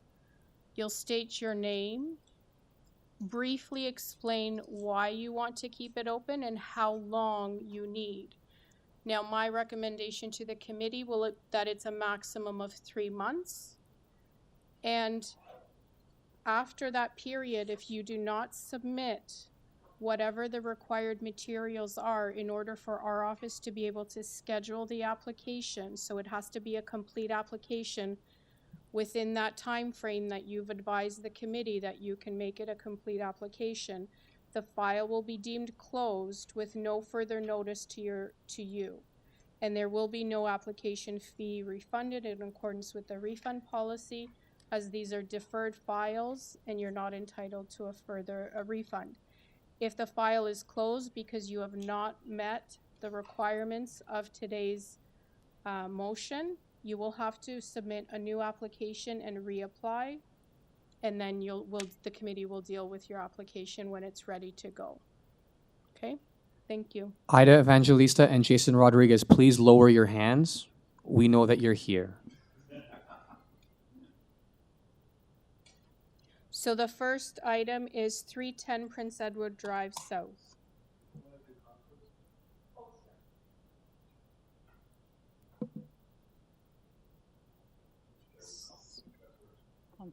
Mr. Chair, if we do conflicts of interest for this session? Yes. Yeah. And panel and staff, do we have any declarations of interest for this? I guess the rest of the agenda, all three categories. All three categories? Let's dispense with everything. I can't get my camera open. Here we are. Or do you want to deal with them one at a time? I don't mind asking this question 2 more times. Let's do it once. Okay. Oh, sorry. Put your camera on. Getting all set to go home. So, Mr. Chair, I do have a conflict in the first segment, a request to keep deferred files open, which is 1047 Weston Road. And then in the third segment, which is warning letter, request to keep files, request to close files, warning letter, I think it is 1031 Weston Road and 1025 Weston Road, and the reason being is that I'm a consultant for the Mount Dennis BIA, and that is within their jurisdiction. What's the third one? I had 1047, 1031 and 1025. I think 1031 and 1025 were both under the warning letter category. So any other declarations from the panel? Yes, Mr. Chair. Item 2 under the keep open, 46 Bobby Point Road. I'm either within or very close to the mailing distance for notice for that location. Okay. So I reside within that Yep. area. Ms. Popovich? Anything? No. Okay. Mr. Dalton? Okay, so that covers the panel. And staff, any declarations with respect to any of the 3 chunks of the agenda here? Okay, good. Okay, so I think, Madam Deputy Secretary Treasurer, we're ready for you to, I think you've already introduced the first item. Yes, 310 Prince Edward Drive South. We have Christopher Tedesco. Good afternoon, distinguished members of the committee. Excuse me, let me get my mic check here. Yes, I'm here to ask for an extension on a deferral for a driveway widening for my property. I know the file's been open a while.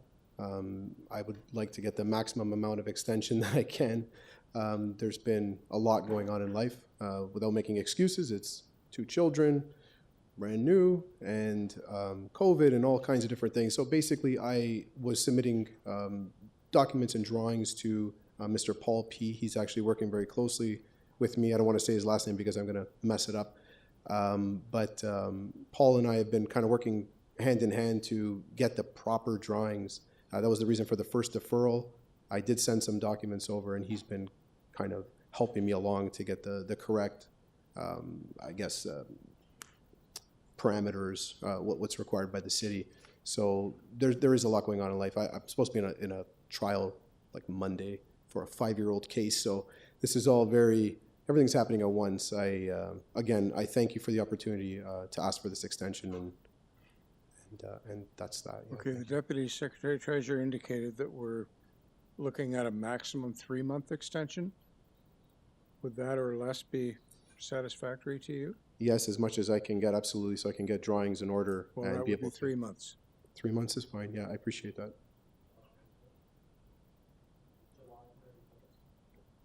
We can make it a full 3 months, so August 9th. Okay, there you go. What was August? I'm sorry, I didn't hear that. August 9th, fantastic. Yeah, thank you very much. Appreciate it. Okay, can we have a motion to, Madam Deputy Secretary Treasurer, should I be handling this? Am I doing okay? Yes, so we need a motion to, that the file remain open to provide the applicant with an opportunity to submit the required materials no later than August 9th, 2024 with the Committee of Adjustment Office. Otherwise, the file shall be deemed closed with no further notice to the applicant. No application fee will be refunded in accordance with the refund policy. Do you need us to read that every time? Only, you can specify the dates. Okay. Okay. Yeah. Okay, can anybody make that motion? I'll move a motion to keep the file open till was it August 9th? August 1st, I think. August 9th? Is it 9th? Yeah, August 9th. as per the wording of the Deputy Secretary Treasurer. Perfect. Seconder. All in favor? Okay. Carried. See you on or before August 9th. The next address is 46 Bobby Point Road. And that will be Roman Zarofsky, who is in person. Thank you. Good afternoon, members of the committee. Oh, gotcha. Sorry about that. My name is Roman Zarofsky, and this is my house where I live with my wife and family. What this is about is I built a play structure treehouse in 2014, and I didn't know that we needed a permit. But in any event, long story short, there was a notice of violation. the fix was to get a minor variance. I applied for, and we were ready to go for the minor variance on March 22nd, 2018. And then the Conservation Authority representative asked for deferral because they wanted some additional information. And then it was adjourned, and then it kind of sat. My dad was living with us. He died of cancer and COVID. I was contacted 3 years ago by the conservation people. They wanted me to pay a $580 permit fee. I did that. And then the next I heard was from your office that we had this hearing. So in the meantime, I've been in touch with the Conservation Authority and also Toronto Planning to clarify what exactly additional information they want. And I'd like to move this matter forward, and basically there's a cloud on title in my house and I'd like to remove it. So in fairness, it's a little treehouse in the backyard, and I'm not minimizing it, but it's not been bothering anybody, which is kind of why it's been sitting, and there hasn't been any action taken. But at this point, I've gotten a little bit of kick in the pants, and I'd like to move forward, find out what they want, and book the hearing and bring closure to this matter. So I don't know how much time the conservation people ask for. We've reached out, and I will comment that Adam Borsella, he's been remarkably helpful and cooperative, but if I could get the 3-month deferral, and I will undertake to move forward and get this thing completed. Okay, and if you're not successful, given the way this motion's worded, if the 3 months comes and goes and you haven't rescheduled, it's going to be closed and you'll just have to file a new application. I understand that, sir. Okay. So it's incentive for me to move it There's along. your incentive. If you don't want to see me again, get it done. Well, I'd like to see you at the hearing and have it granted, unless the committee wants to grant it today, but I don't think you're able to do that. Okay, can we have a motion to keep this file open until August 9th, 2024? I so move. Seconder. All in favor? That's carried. Thank you. Thank you very much. See you in 3 months or less. Thank you, sir.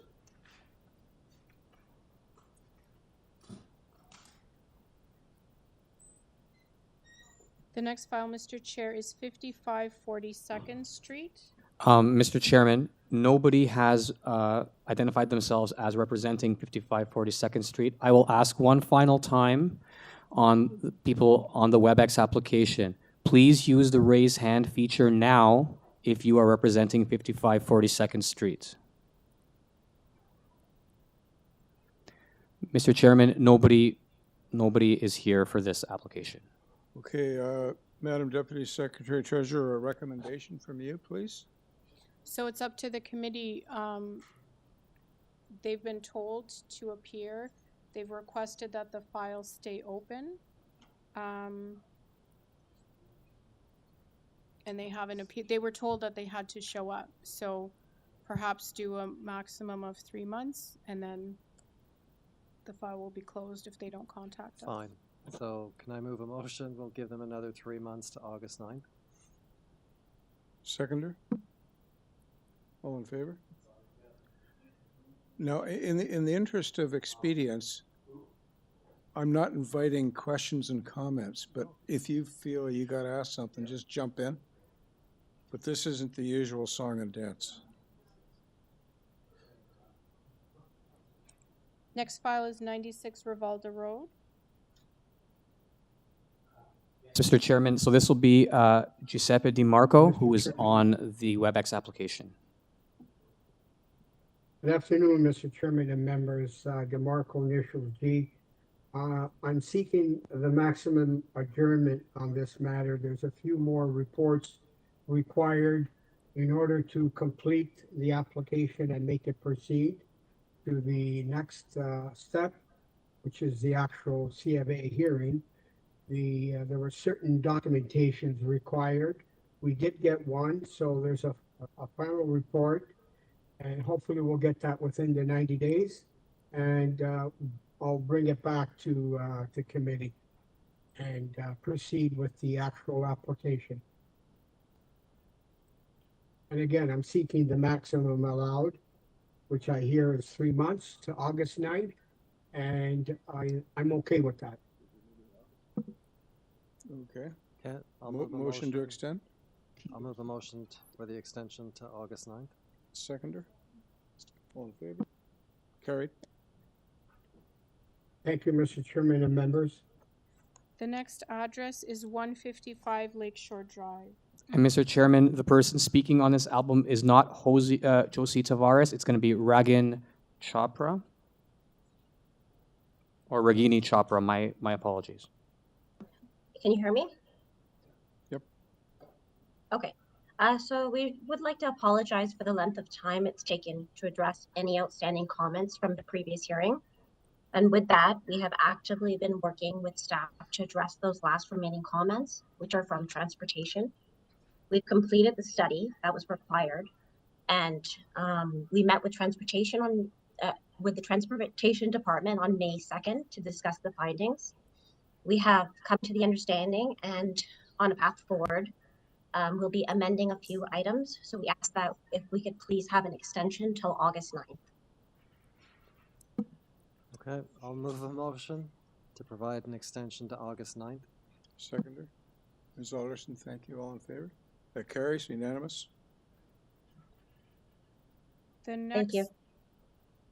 Are we doing the two Mimico together? I have 80 Mimico and 78 Mimico Avenue.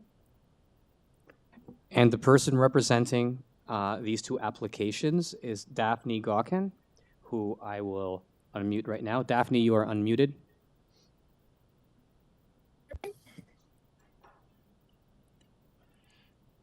Can you hear me?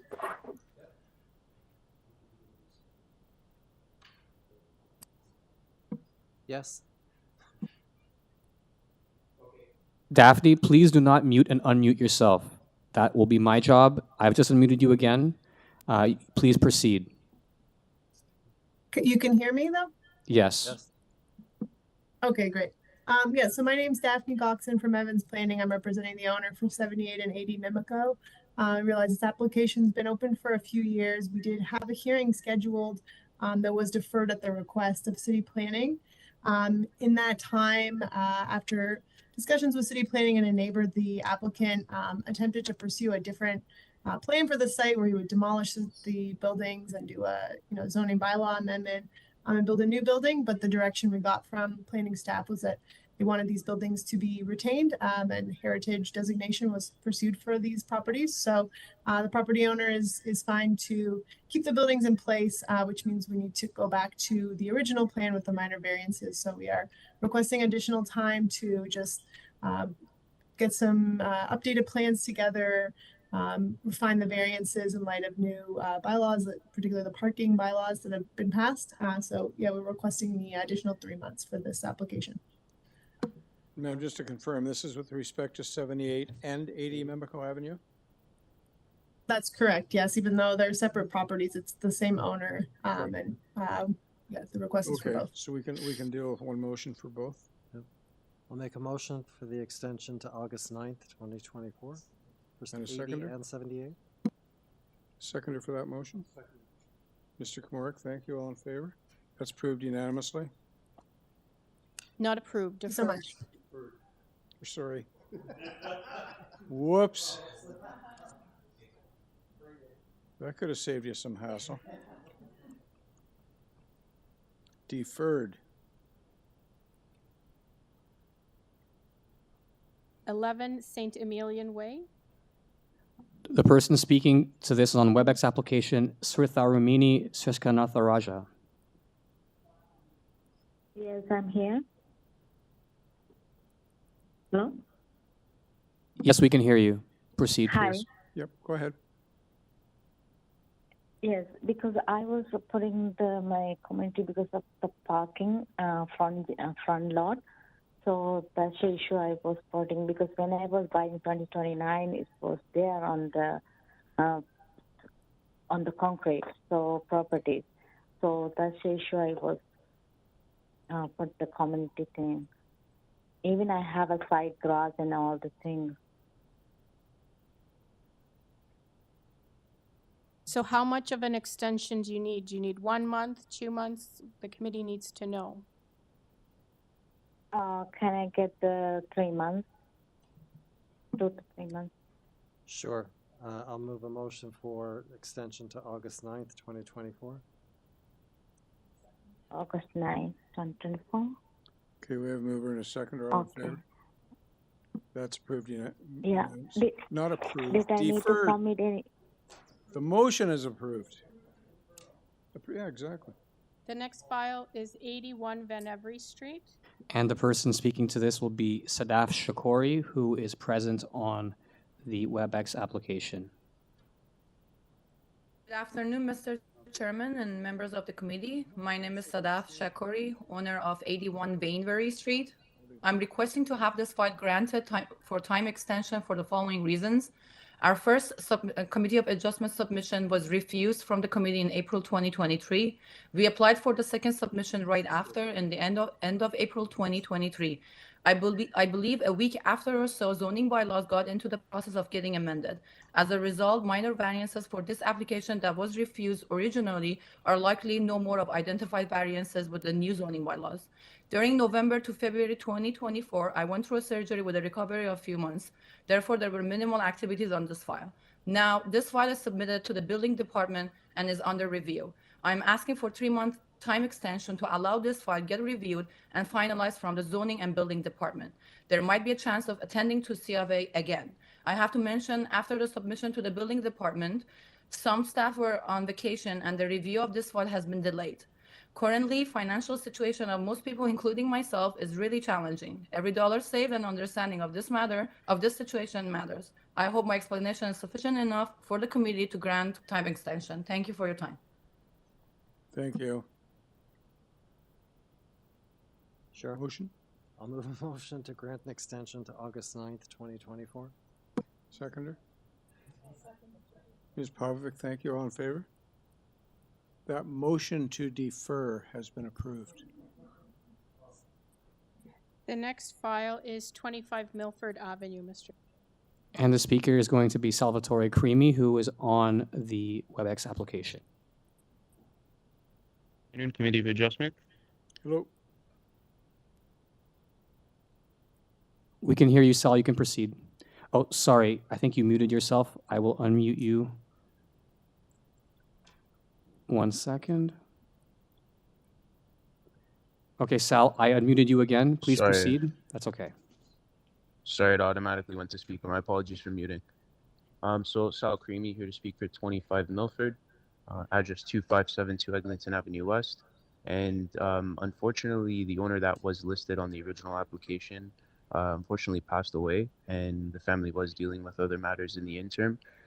This landed with me only a day ago.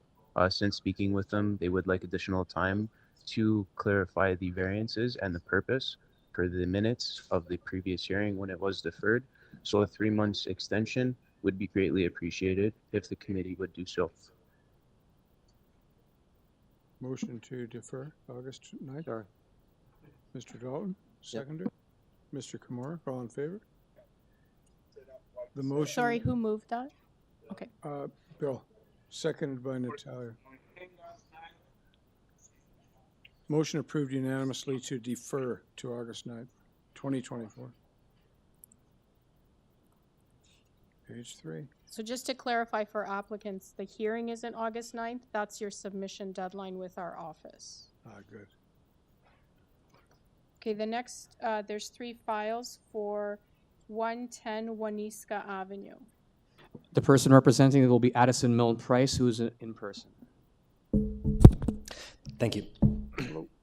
Hello again, Mr. Chair, fellow committee members. We're asking for a 3-month extension for this deferral. I appreciate that the application has been open for some time. Part of the reason was a bit of personal circumstances as a result of a death in the family. The person who was working on the file did pass away, and it took some time, as I'm sure you could imagine, to get into their files and be able to get into their computers. We are going to make our best effort to make a submission by August 9th. Of course, if that time doesn't work out, it seems like we may have to make a new application, but we will give it our best shot. Okay. Thank you, Addison.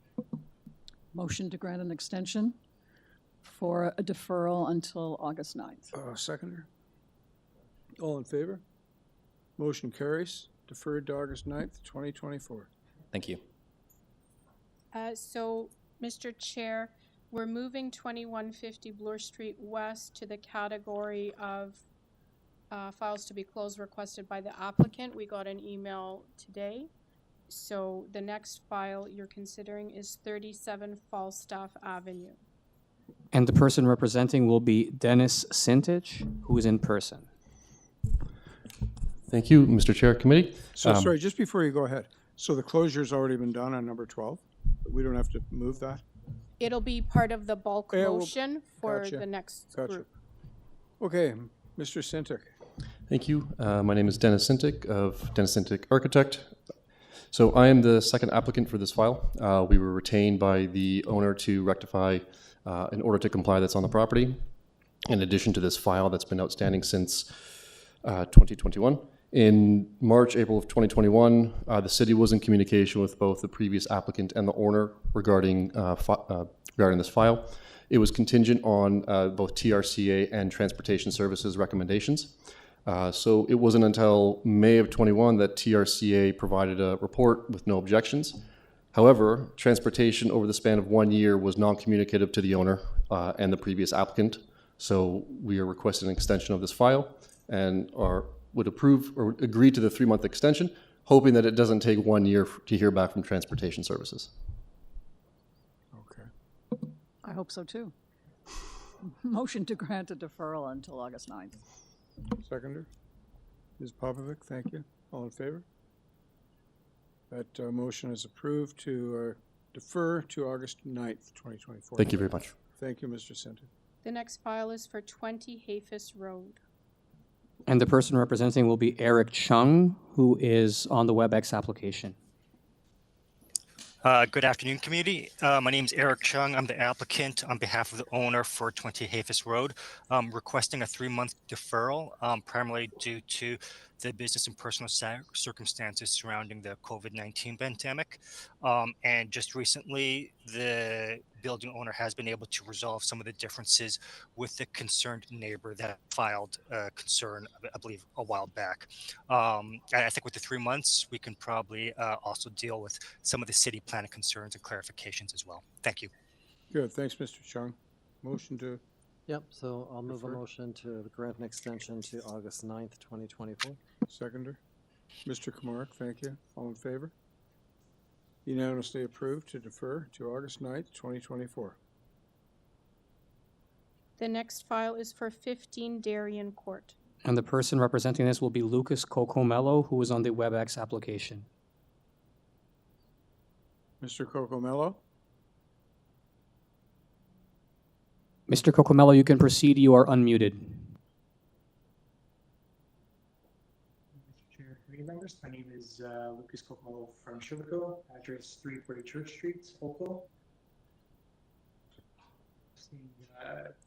Extra 3-month deferral for this project. I requested to pause this project for a period of time due to personal matters. You know, that's they had come back and said they want to move forward with the project. We're going to continue moving forward with the process and resubmitting the documentation prior to the 3-month deadline. Please let me know if you have any comments or concerns. Motion to keep the file open until August 9th, 2024. I'll move a motion to grant an extension to August 9th. Thank you, Mr. Dalton. Seconder, thank you. All in favor? That's unanimously approved. Thank you. The motion has been approved to defer to August 9th. So the next file to be considered is 126 Lake. No, sorry, 5 Kenora Crescent. And for 5 Kenora Crescent, the representative will be Jason Rodriguez, who is on the WebEx application. afternoon, Chair and members of the committee and staff. My name is Jason Rodriguez of InterArc, 1351 Dundas Street West, City of Toronto. I'm here on behalf of the building owners at 5 Kenora. The application was originally deferred for the opportunity for us to discuss the matter with planning staff. That meeting was undertaken in February of 2023.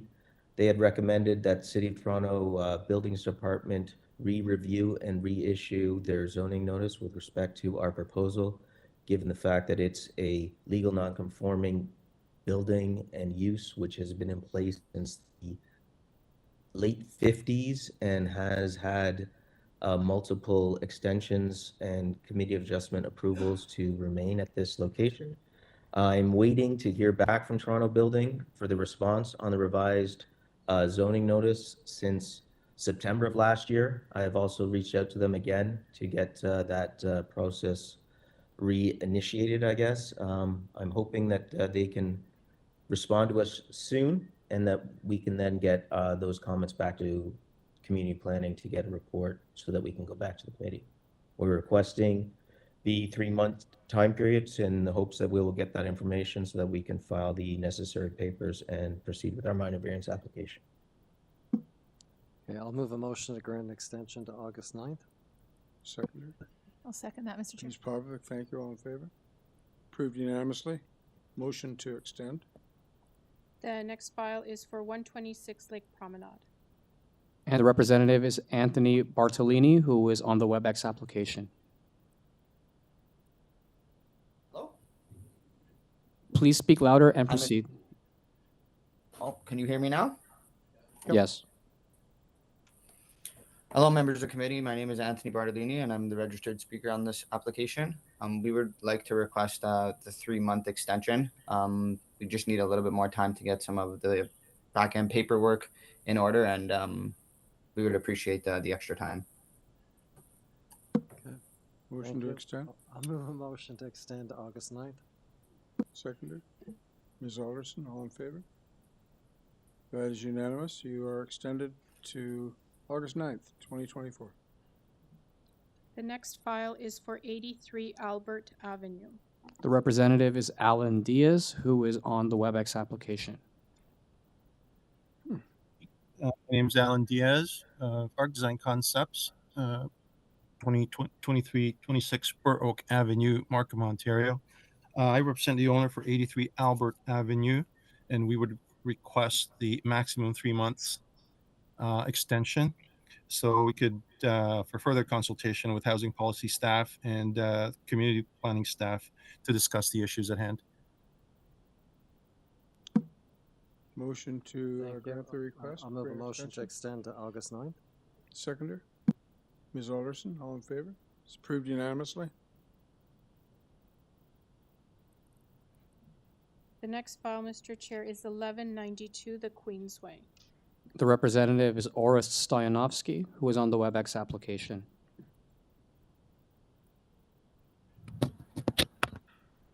Hello? Hello. Oh, hi. My name is, hi, Chairman, committee members. My name is Slava Lukan, and I'm the owner. I would like to keep the file open. And in fact, we just received our amendment zoning notice in April, and we are ready to schedule our next meeting with the committee members for the next available date. Okay. We are ready to email all our zoning notices and amendments at any moment. And please, if you could advise when is the first available date for the meeting.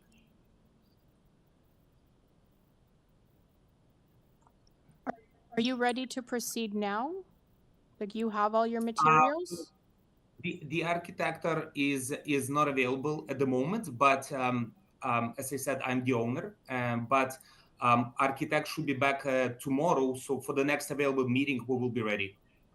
But have you submitted materials with our office?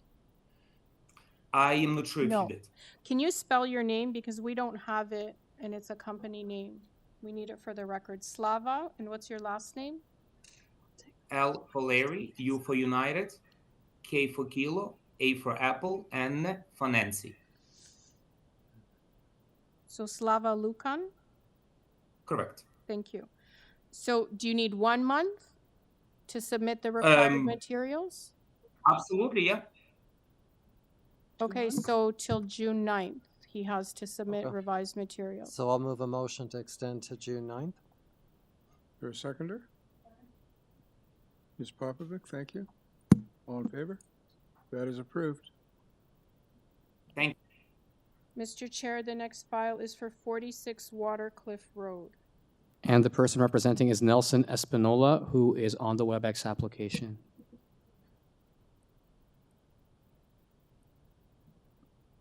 My name is Nelson Espinola, and we're requesting that we could have this file extended for another 3 months. That'll be sufficient time for us to resubmit. Motion to extend? Motion to grant an extension until August 9th. Thank you, Ms. Alderson. Seconder? Mr. Kamara, all in favor? Motion approved. The next application is for 48 Aerosmith Avenue. The person representing this is Jordan Scrow, who is on the WebEx application. The owner of... Hello, can you hear me okay? Yes. Sorry. Yes. Hi. Good afternoon, Mr. Chairman, committee members. My name is Jordan Scrow, owner of 48 Aerosmith. I apologize for the original deferral that happened back in 2021. This was a new property for my wife and I that we bought pre-owned that did not have a permit for the rear covered patio, which we had to start the process once we took ownership on. The original Committee of Adjustments hearing was deferred due to the TRCA needing time to look at the file and to make some discussions.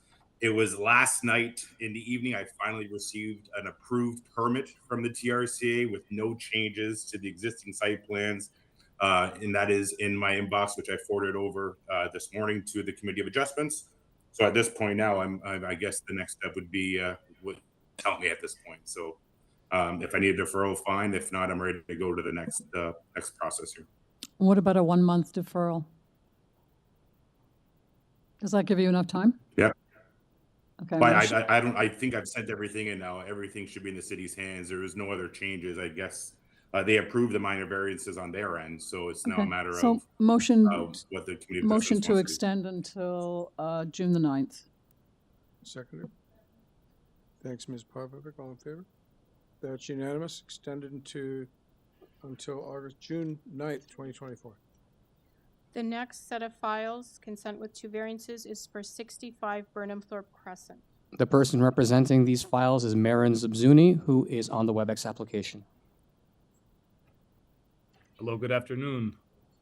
Good afternoon. This is Marin Zabzuni at 1140 the Queensway. So this is a consent and 2 minor variance applications. Yes, so we were requesting a deferral as we spoke to the zoning examiner a few days ago. They needed more time to send us the updated zoning notice, I suspect a few weeks from now. And from there, the drawings are already done.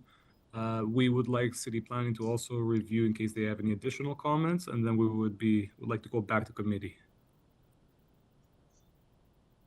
So how much time do you need? Depending on the zoning examiner and also how long it will take city planning to review, it's a little bit hard to say. Could be 1 to 3 months, but I'm not sure how this works. So do you want the maximum of 3 months to August 9th to submit? Sure, and if we can do it earlier, is that okay? Yeah, then you just submit and we schedule you when we're ready. Perfect. Yeah, that's perfect then. Okay. Thank you so much. Motion to grant an extension until August the 9th. Seconder? Ms. Popovic, thank you. All in favor? That's carried. The next application is for 36 Ash. There's a consent with 1 variance. The person representing this is Babak Nagash, who is on the WebEx application. Yes, good afternoon. My name is Babak Nagash. I'm seeking for 90 days extension for this application so I can work with my arborist and satisfy the forestry recommendation for the trees, neighboring trees, so we can go back to committee adjustment. How long of an extension how long of an extension do you require? 90 days. We need 90 days. Mr. Chair, before we get into that, I have a question on this one, because this address appears in two other places in our files. And in one place, there's documentation showing that the file has already been closed. So Yes, I did look into that, Mr. Chair. The one in the next category for the file from 2018 was in fact closed, so we will strike that from the list from today's date. And we're just missing one file number on this list from the 2022 set of files. There should also be A0461/22EYK. So Perfect. we'll add that for the minutes. Okay, thank you. So then there are 3 files? Yes. Okay. A severance and then 2 sets of variances. Okay, I'll move a motion to provide the extension to August 9th. Second. For the 3 files for 36 Ash. Seconder, Ms. Alderson, thank you. All in favor? That's unanimous.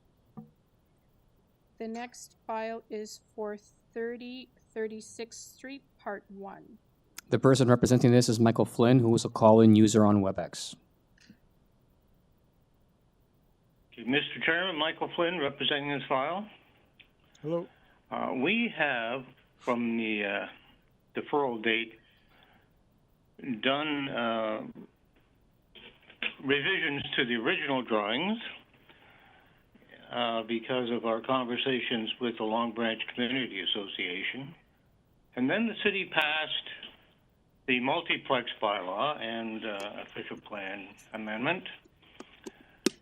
So the applicant or the owners are in the midst of redesigning all over again, and we have to go back to the Long Branch Association, et cetera, et cetera, et cetera. So I would be asking for a 3-month extension, please. Okay, thank you. Motion to extend? Sorry, motion to extend it till August 9th. Seconder, Mr. Dalton, all in favor? That's approved. Thank you, Mr. Flynn. The Thank next you. file is for 4740 to 4742 Dundas Street West. The representative is Dr. Laura Thomas, who was on the WebEx application. Thank you, Mr. Chair and committee members. My name is Laura Thomas, and I am the owner of 4740 to 4742 Dundas Street West.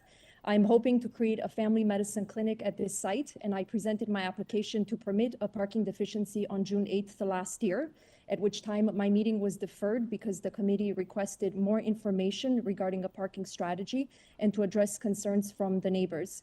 I'm requesting the committee to keep my application open as I have made significant changes since then. Number 1, I met with neighbors to better understand their concerns about parking, and as a result have reduced the proposal from a 3-floor to a 2-floor medical clinic, thereby reducing the parking deficiency by 1/3. I also completely changed my team and am now working with a new planner and architect who have created new plans and drawings. I have a revised zoning certificate to reflect the reduced scope of my medical clinic and parking requirements.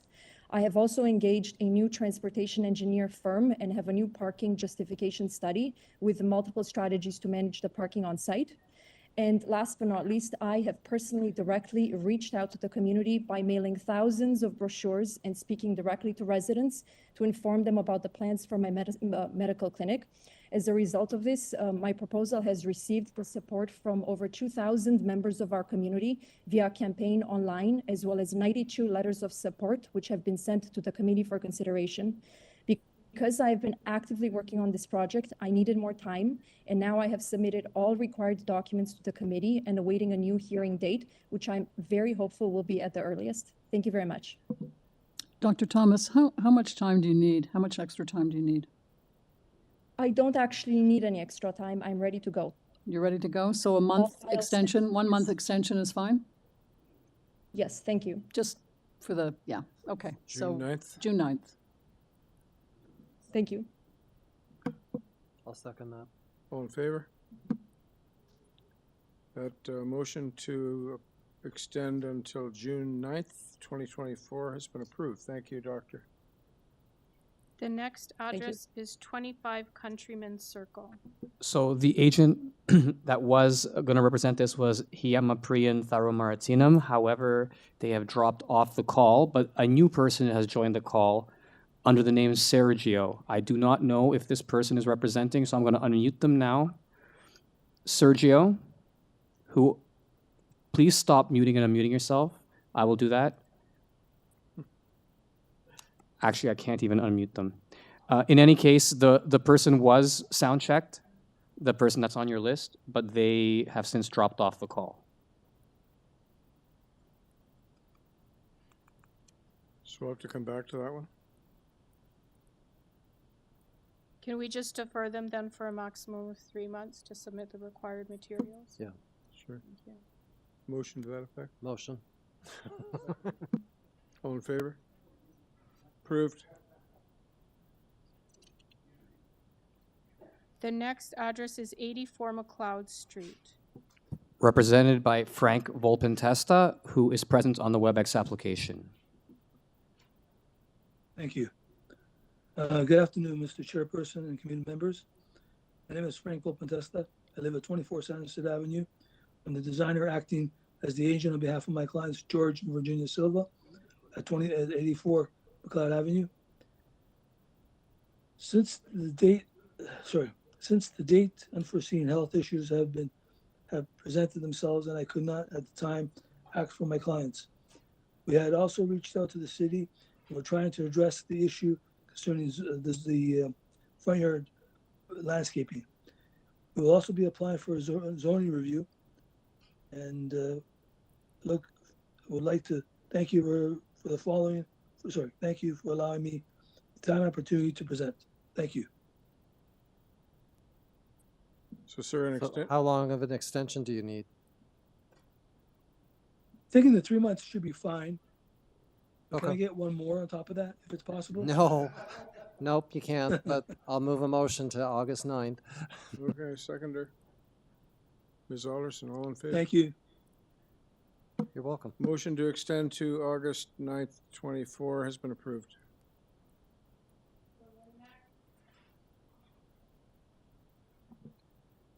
The next address is 86 39th Street. Represented by Aaron Zagar, who is on the WebEx application.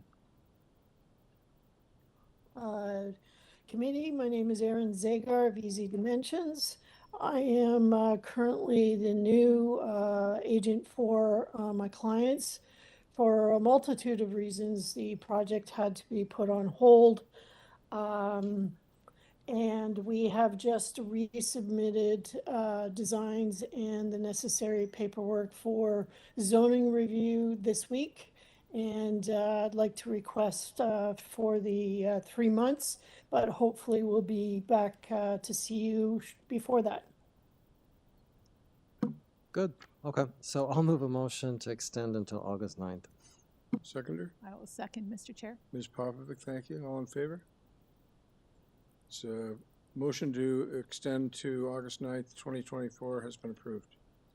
And the next address is 747 the Queensway. And that will be Rustam Israev, who is in person in the council chambers. Mr. Chamber, committee Afternoon. members, thank you for giving me the opportunity to speak today.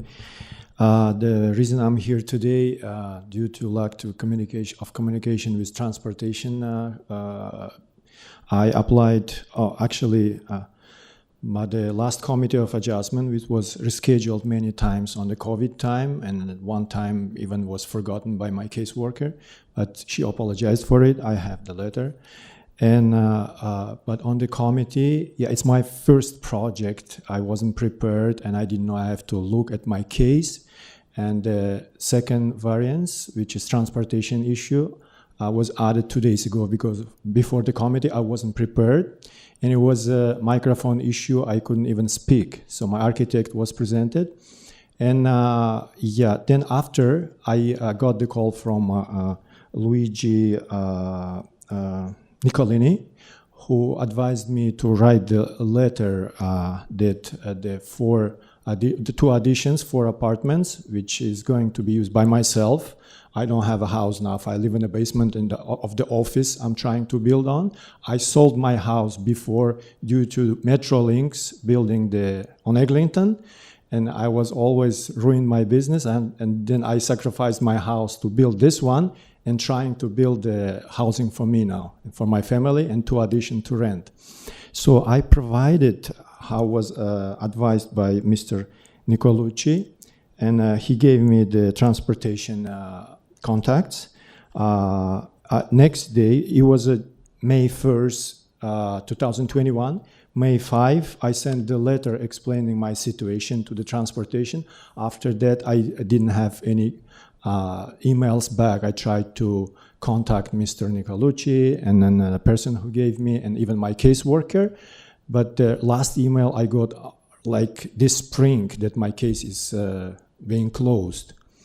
So I'm asking addition, and then the letter was required after the committee was provided. I have the email, I have the screenshots, and I have the letter itself here.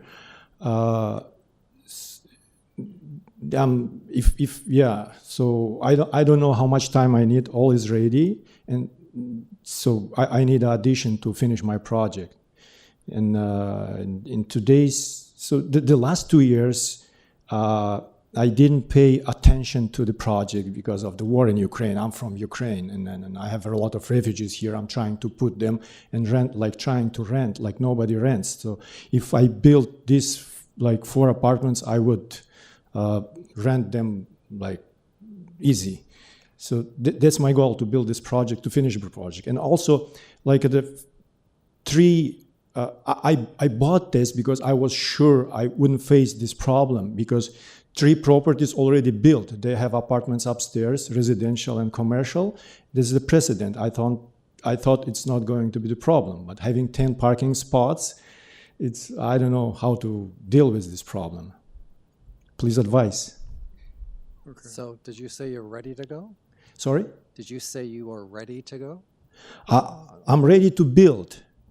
Yeah, despite it's like my estimate was 700, now it's like 1,200,000, so I'm losing $500,000. So do you need 2 or 3 month extension?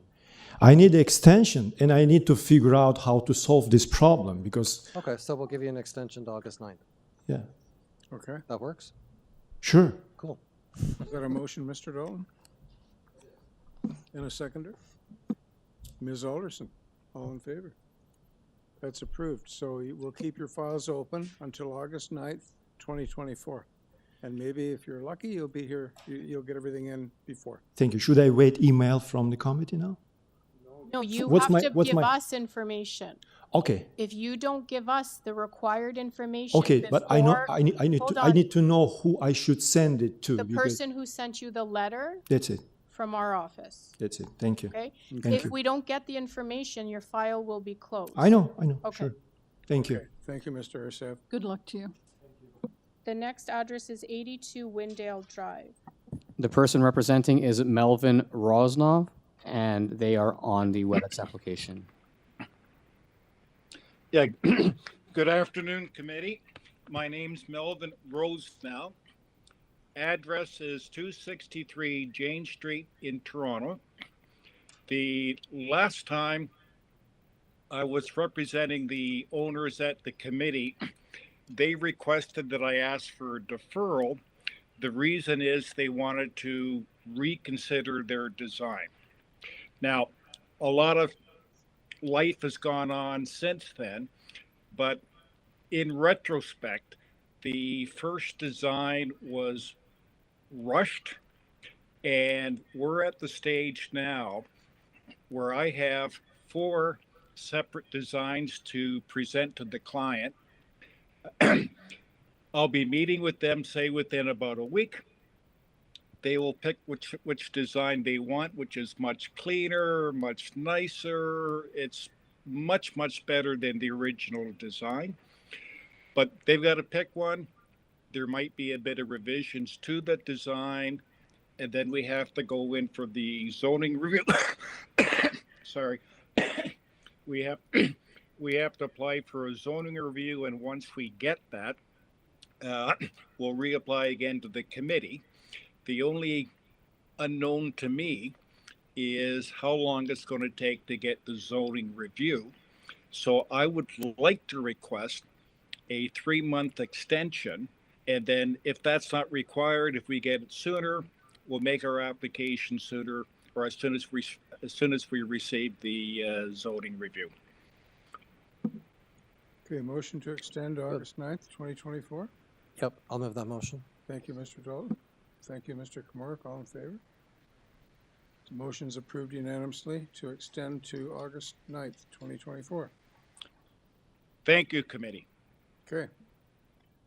The next address is 41 the Kingsway. It's my understanding that the applicant was not able to attend today. He's asked that you postpone making this motion for another date. He's been aware of this. The letter went out, I don't know, March or April? No, March. So perhaps you could give them the same courtesy as anyone else who hasn't been here today till August 9th. August 9th. I'll move that motion. Seconder. I'll second that, Mr. Ms. Popovic, thank you. All in favor? That's approved.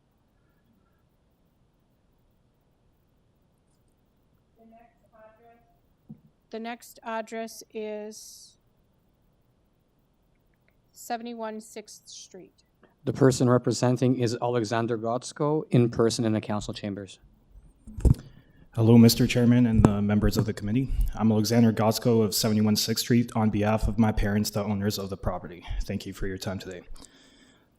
This project has faced significant delays, first due to a family tragedy in August 2019, which caused us to miss a critical public hearing, and then due to the impacts of COVID-19. Unfortunately, our progress was further hindered by our project manager, whose updates proven unreliable, leading us to believe that work is being made on the project and concerns from the neighborhood were being looked into, only to leave us here today unrepresented and unprepared to move forward. We are now in the process of securing new representation and counsel to ensure the project meets your standards. Given these challenges, we are seeking the additional full 3 months to reorganize and move forward effectively. We appreciate your consideration of this extension. Thank you. So would a 3 months extension be sufficient? Yes. Acceptable? Okay. Yep. So I'll move that to motion extend to August 9th extension. Mr. Dalton, thank you. Seconder. Mr. Kamoric, thank you. All in favor? That is approved. Ms. Alderson is excusing herself due to a declaration that she made. So the next address is 1047 Weston Road. The representative is Elliot George, who was a call-in user.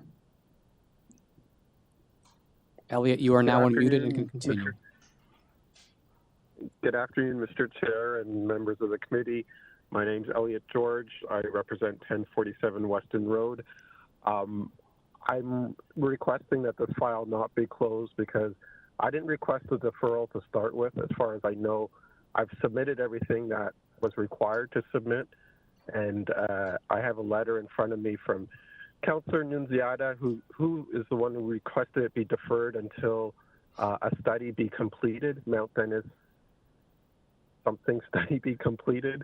I found out last week that that study was completed in 2021, but I haven't been contacted or requested any more information from the committee. So I would like the 3 months, presuming that they respond within the 3 months. And if they don't, I'm not sure what's fair, because again, I don't think you're waiting for anything from me.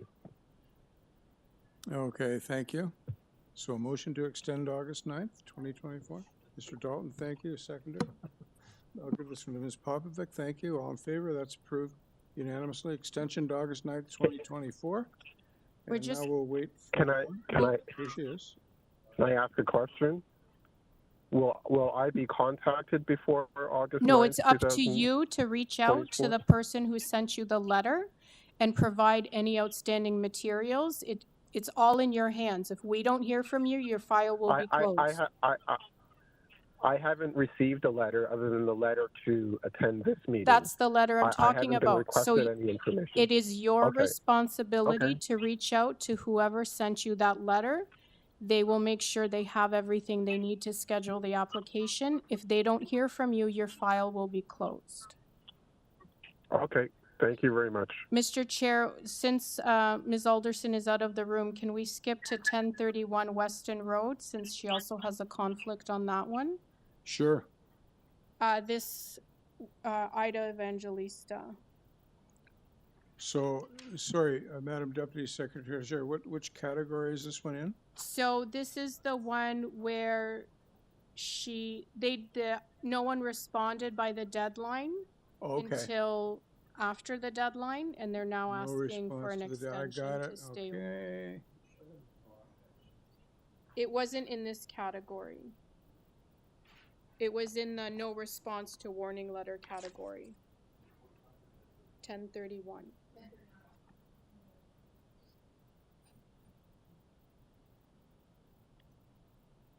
I don't see it. I don't see it. I don't see it. Where is it? I'm down near the bottom now. If you look Oh, I got it. okay, it's just after 183 Martin Grove Road, which is a consent with 2 variances. Yep.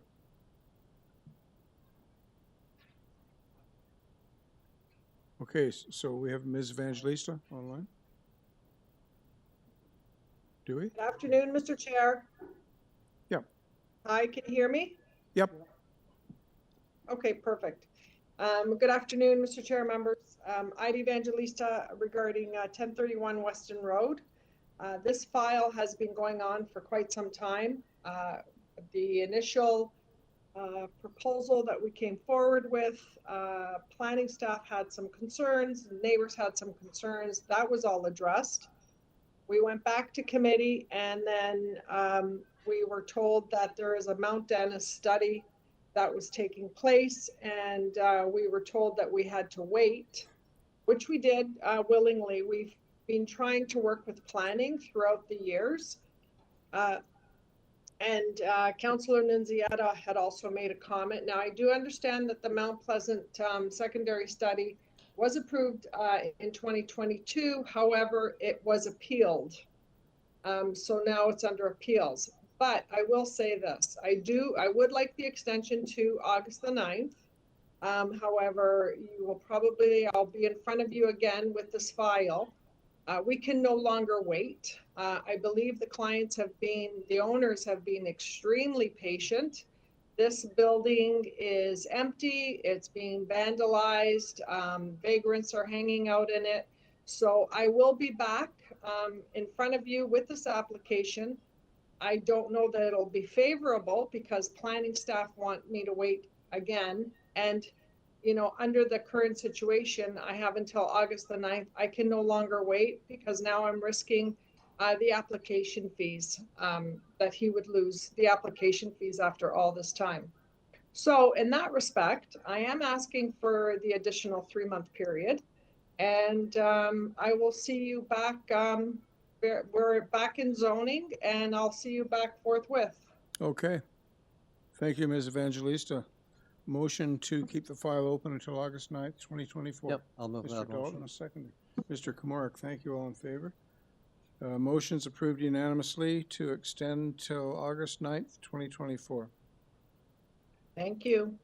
Madam Deputy Secretary Treasurer, should we also deal with 1025 Weston Road, which That's a different category, so, well, I've got it right above this one.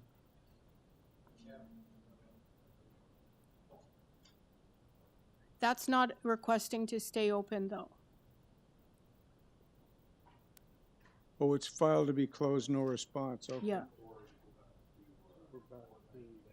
So the next file is So, 190 sorry, Ben. just on that one, then it doesn't matter if Ms. Alderson is here. It's going to be closed. I mean, we can leave that one till the end, and she cannot participate in one file motion. Just to be safe. So 190 Van Dusen Boulevard. The representative is Andrew Pitt, who is on the WebEx application.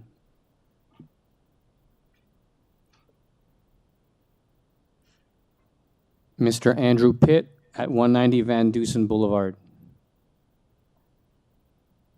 At 190. I will be requesting the 3-month extension. Like most people that here sort of got hammered by COVID-19, and we're reviewing the sort of affordability of our architect and make a little bit of extension go through. You were breaking up. Are you asking for 3-month, 2-month? 1 month. Do I hear one? How long of an extension do you need? I'm breaking up at 3. 3. Thank you. So I'll move that motion to extend to August 9th. Thank you, Mr. Belton. Seconded by Ms. Alderson. All in favor? That's motion's approved unanimously to extend to August 9th, 2024. Now, Mr. Chair, we have another file where people didn't follow the instructions. So from the category files to be closed, no response to warning letter. 3 Nordale Avenue, they're requesting that it stay open, and we've got Ida Evangelista. I will be unmuting Ida right now. Ida, you are unmuted. Good afternoon, Mr. Chair, members. Thank you, staff. Just received a call from the owner. He missed the deadline. He would like to stay open. He's had some family events that have transpired. He's been trying to revise the application to satisfy planning, and then he had family events come up. So he would just like to have an additional extension to the application. I did notify him that he has 3 months. So if you would honor the extension, that would be, we would be very thankful. He would be very thankful. Okay. I'll move that motion to extend to August 9th. Seconder? Mr. Kamoric, thank you. All in favor? Motion to extend to August 9th has been approved. Thank you, Ms. Evangelista. Thank you, and thank you very much to staff for making these concessions. So I still see Nelson Espinola on the line. Are you still waiting for a file? Yes, that's in regards to 29 Monroe. Right. It's a file to be closed. No response to warning letter. Yeah. So we have that. Are you asking that it stay open? Yes. If we could have it for another 3 months, that'll be great. So why didn't you respond? Honestly, I might have missed that email. So it just came to my attention today that, this file was to be closed. Okay, so this is for 29 Sunrow Drive? That's correct. Oh, Sunrow. How much time do you need? The 3 months will be sufficient. Okay, motion to keep files open until August 9th, 2024. I'll move that motion. Mr. Cohn? All in favor? Motion approved to extend to August 9th, 2024. Is there anything else, Nelson? No, that's all. Thank you. Okay, and we still have a person on the line, Priyan. I think we've dealt with you. Do you have another file?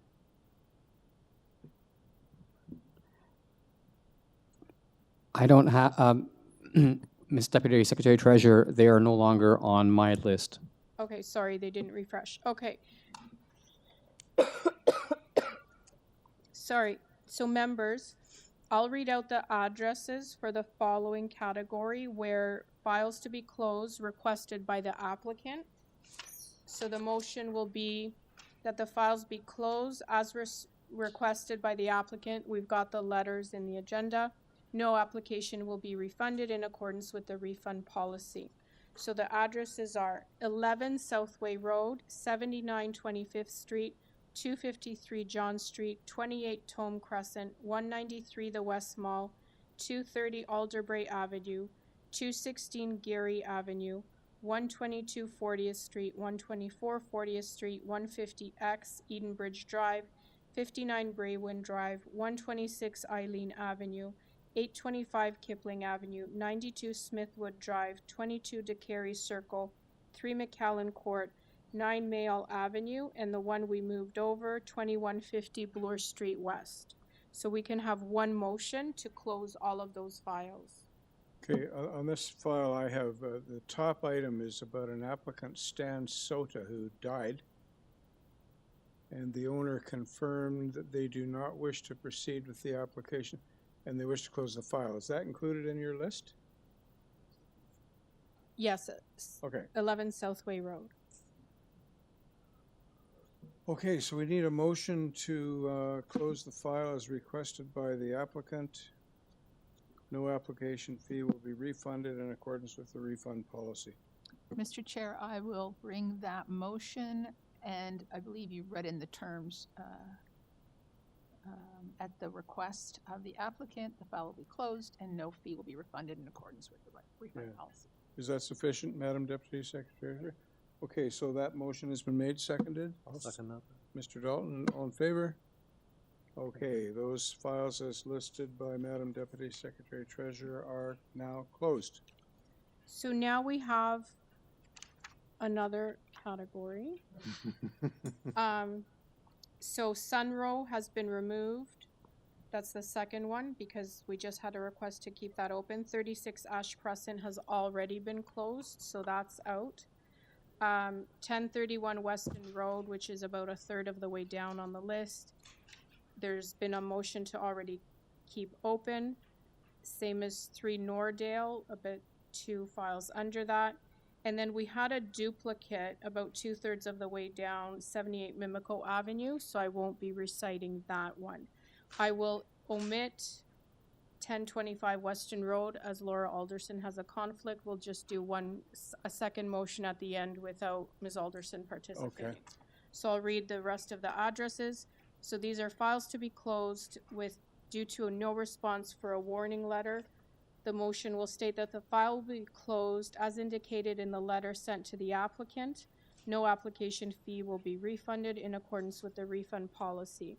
The addresses are 240 Annette Street, 2816 Bloor Street West, 702 Jane Street, 37 Shorncliffe Road, 51 Waller Avenue, 615 Dixon Road, 71 Babby Point Crescent, 7 Kelfield Street, Unit 2, 46 Park Boulevard, 1377 Islington Avenue, 19 Humheller Road, 52 Pritchard Avenue, 52 Corbett Avenue, 106 Evelyn Wiggins Drive, 183 Martin Grove Road, 172 John Street, 178 Hallmark Avenue, 238 Annette Street, 3165 Weston Road, 151 Cameron Avenue, 126 Triple Crown Avenue, 287 Markland Drive, 19 Province Trail, 3 Hertzberg Gardens, 49 Ashbourne Drive, 58 Belvedere Boulevard, 170 Lake Promenade, 412 Gilbert Avenue, 2278 Weston Road, 279 Pacific Avenue, 37 Dalbeattie Avenue, 2140 Bloor Street West, 11 14th Street, 33 Kenora Street, 16 2nd Street, 26 Roseland Drive, 6 Hill Heights Road, 8 Trowell Avenue, 734 Royal York Road, and 71 Lloyd Manor Road. Okay, so can we have a motion with respect to all of the files just listed by Madam Deputy Secretary Treasurer, that all the files be closed as indicated in the letter to the applicant? No application fee will be refunded in accordance with the refund policy. Someone move that? I'll move that motion. Okay, thank you, Mr. Komork. Seconder? I'll second. Ms. Popovic, thank you. All in favor? That is a unanimous motion to close all of the aforementioned files. And then we just need one more motion with Ms. Alderson being absent for 1025 Weston Road. A separate motion. Don't go far. And it's the same motion that the file be closed As indicated in letter sent to the applicant, no application fee will be refunded in accordance with the refund policy. Get a motion to that effect, Mr. Dalton? Oh, Ms. Popovic? I'm sorry, I always look at Bill. Ms. Popovic made that motion. Thank you. I will make Seconded that by, motion. seconded by I'll Mr. second Dalton. Okay, thank you. All in favor? That is unanimous. That file has been closed. Thank you, members. Sorry for the marathon. I appreciate it.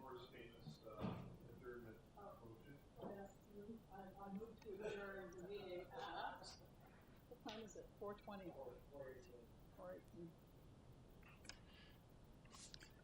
I'll second that. So, Madam Deputy Secretary Treasurer, it seems to me that these 100 or so